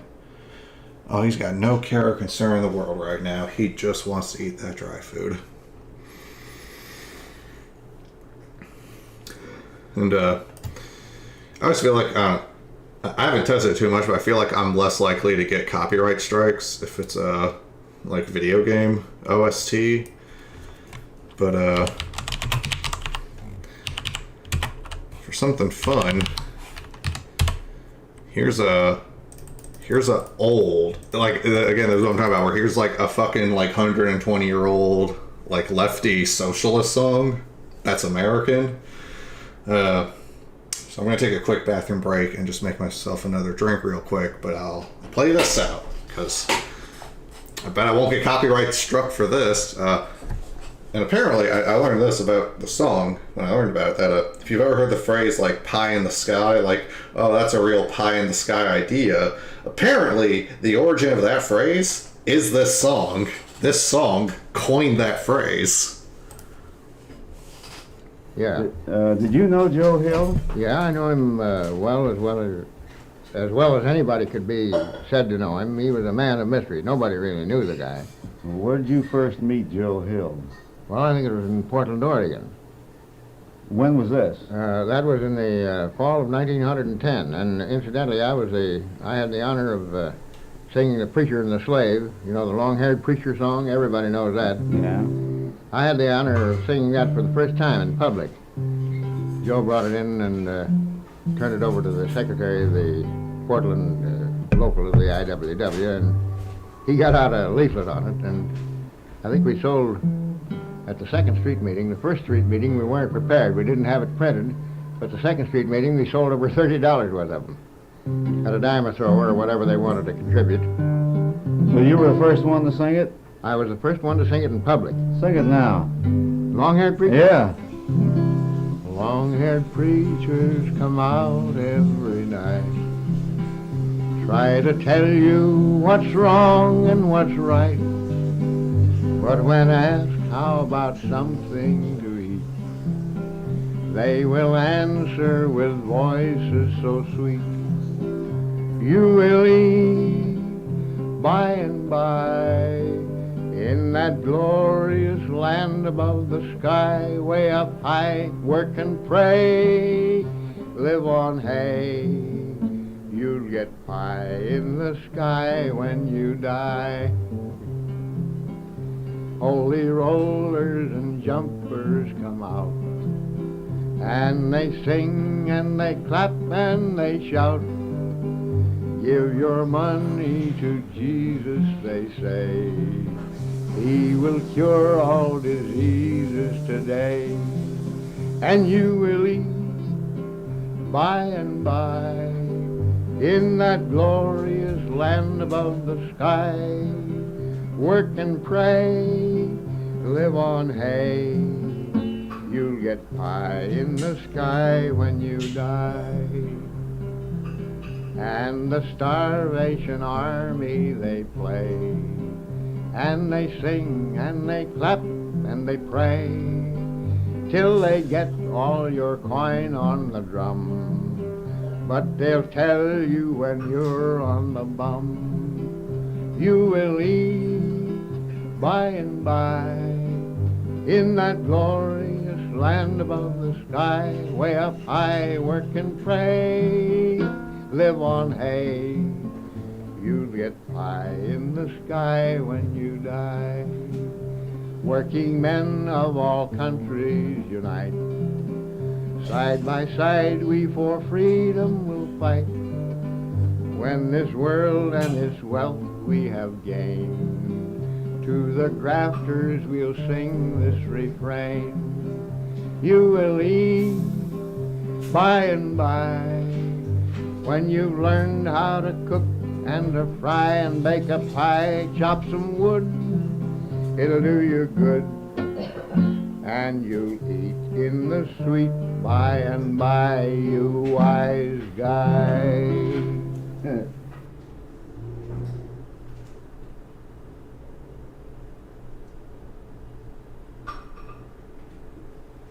Now, Mike, there's a song that's been going around the country.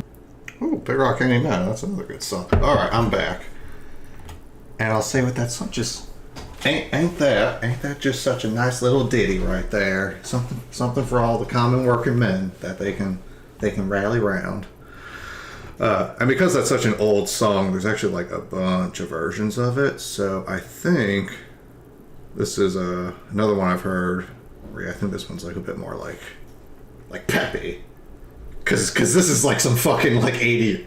I don't know exactly when that's, but it's like you said, like it was like 1910 or something when they were playing the song.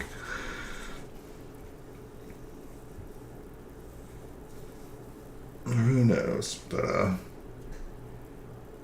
let's pick this one. And I'm just gonna keep playing the fucking Advance Wars. Joe Hill wrote a song for the... Okay, yeah, this is one I've heard before, so I like this one a lot too. Just there's like a crowd for this one.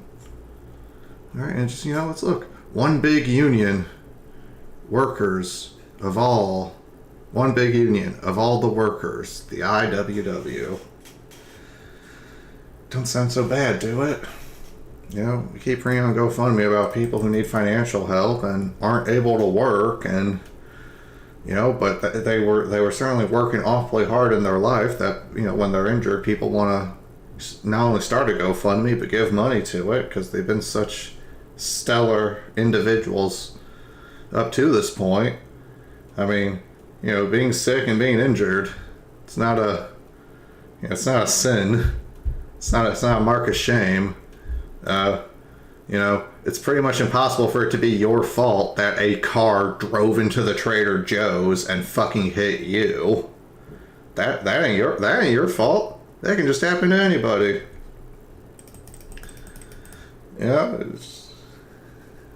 Bad shit can happen to anybody. One time my mom's car got stolen when I was a kid. We woke up one day and one of the cars wasn't fucking there. And eventually that car got reclaimed, but I'll say we were actually lucky because we went down to the lot to get the car back, and it was just some lot for I guess this kind of thing, and a lot of the cars there looked completely fucked. Our car looked okay, so we were like, oh thank God the windshield hasn't been ripped out, but then when we got in the car it was like, oh, this car reeks of cigarette smoke. Like, it was only missing for like a week or so, but it smelled like a dozen packs of cigarettes had just been chain huffed in the back seat. It smelled so fucking awful. And it was just one of our fucking cars it was parked in our driveway. That shit sucked. Okay, wait, I hit share. Let me hit donate now. Okay, wait. I'm done. Okay, I'm done with the I was just pulling out. That was the example. Okay, I'm really taking it easy on my day off, but so we'll do this. I'll play the Advance Wars. I'll wrap up relatively soon. 1910, and was introduced on the streets of Spokane by Haywire Matthew Clintock. He was a branch secretary then. He wrote Big Rock Candy Mountain and Hallelujah I'm a Bum. He got together a little band, T-Bone Slim, a tuba, a garbage can lid. They stood in a doorway, waiting to leap out at the unemployed throng, regaled them with song. They used a shill to build the crowd. You know, a carny shill? Somebody uses tricks to build a crowd. I think his name was Kreska. He wore a black suit, a black bowler hat, a string tie with an umbrella and a briefcase, looked like a banker. He'd walk down where they were hiding in the doorway and suddenly he'd start to yell, "Help, help, help, I've been robbed, help, I've been robbed." Everybody'd run across the street. What's the matter, what's the matter? As soon as he got the crowd together, he'd yell, "I've been robbed by the capitalist system, fellow workers." He talked to them for 10 minutes, and then the boys would leap out and start singing, and this is what they were singing. Long-haired preachers come out every night. I try to tell you what's wrong and what's right, but when asked about something to eat, they will answer in voices so sweet. You will eat by and by, in that glorious land in the sky, way up high, work and pray, live on hay. You'll get by in the sky when you die. That's a lie. Oh, that's real nice. Let's take a minute and teach the folks that don't know this what this is. Now, this is done Baptist style. Are there any Baptists here? Oh, good. Answer back, you know, where I sing one thing and then you sing it back and then we sing a line together. And the way up highs are yours, not mine. They're the prettiest part of the whole song. You will eat by and by, in that glorious land in the sky. Work and pray, live on hay. You'll get pie in the sky when you die. That's a lie. Long-haired preachers come out every night. I try to tell you what's wrong and what's right, but when asked about something to eat, they'll answer in voices so sweet. You will eat by and by, in that glorious land in the sky. Work and pray, live on hay. You'll get pie in the sky when you die. That's a lie. The Starvation Army, they play, and they shout at the Starvation Army. That's so fucking mean. Because the Salvation Army's got a bunch of weird Christian bent to it when you look beneath the facade. So, calling it the Starvation Army 100 years ago, it's so fucking mean. I love it. Work and pray, live on hay. You'll get pie in the sky when you die. That's a lie. Working folks of all countries unite. Side by side we for freedom shall fight. When this world and its wealth we have gained, at the rafters we'll sing this refrain. You will eat by and by, when you've learned how to cook and how to fry. Chop some wood, do you good, and you'll eat in that sweet by and by. That's no lie.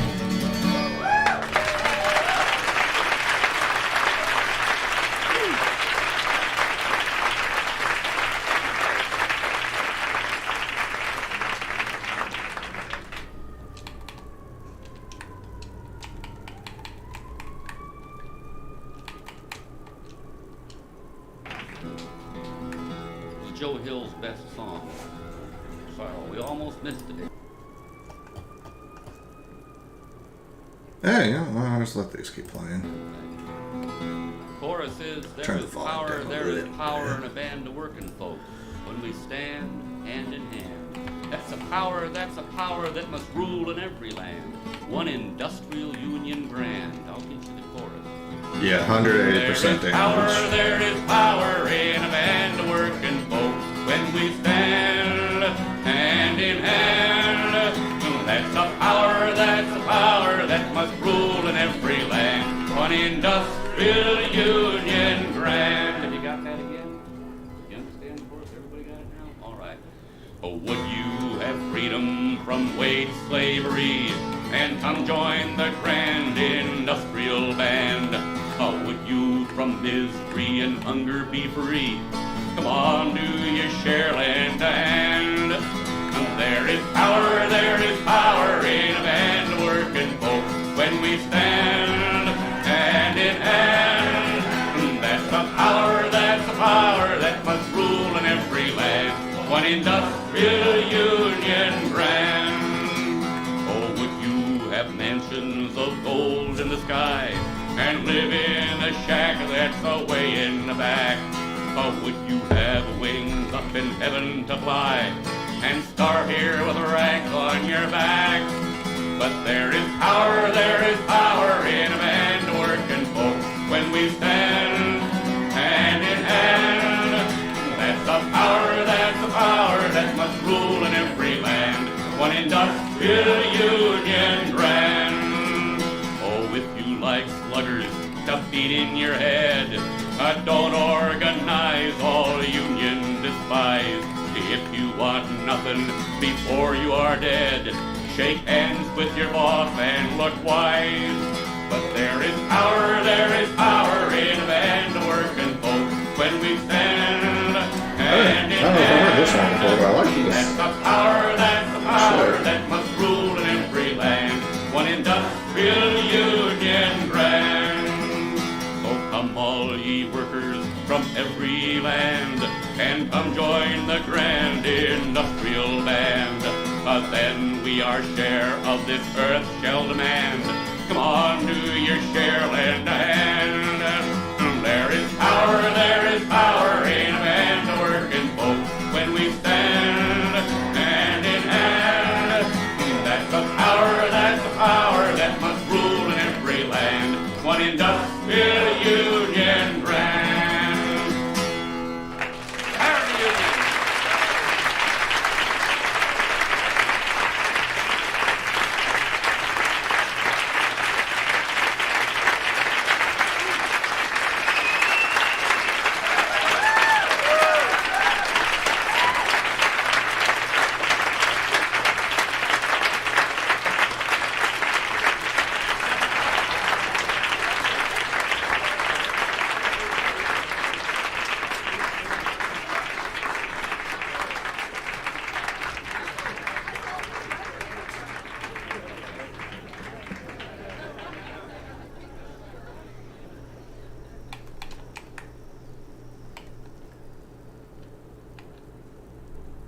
Let's see, how does that go?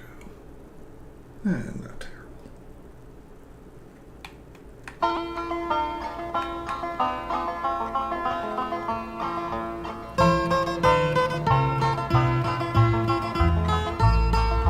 Which side are you on? Which side are you on?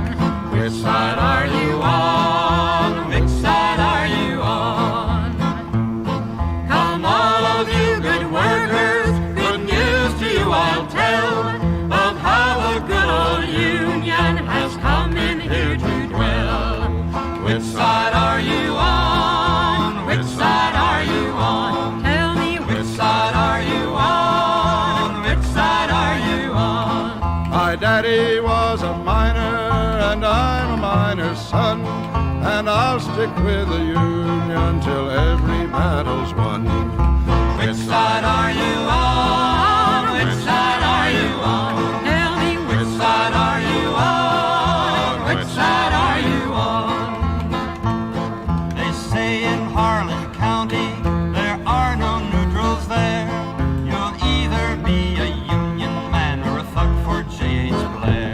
Tell me, which side are you on? Which side are you on? Which side are you on? Which side are you on?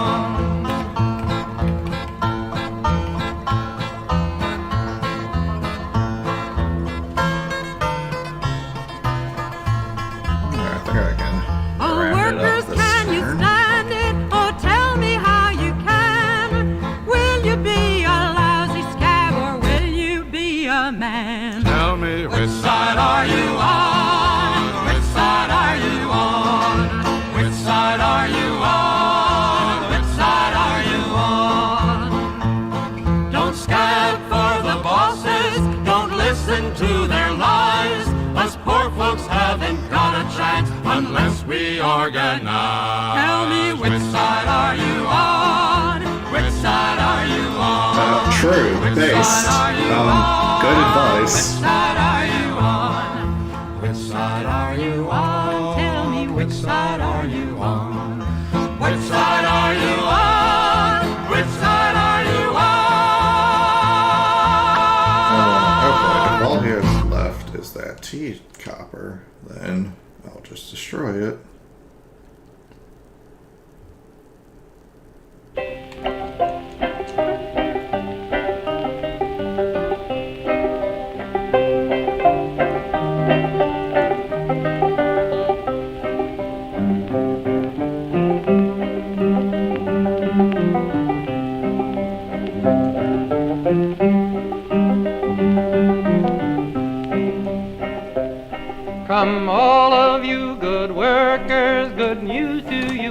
tell of how the good old Union has come in here to.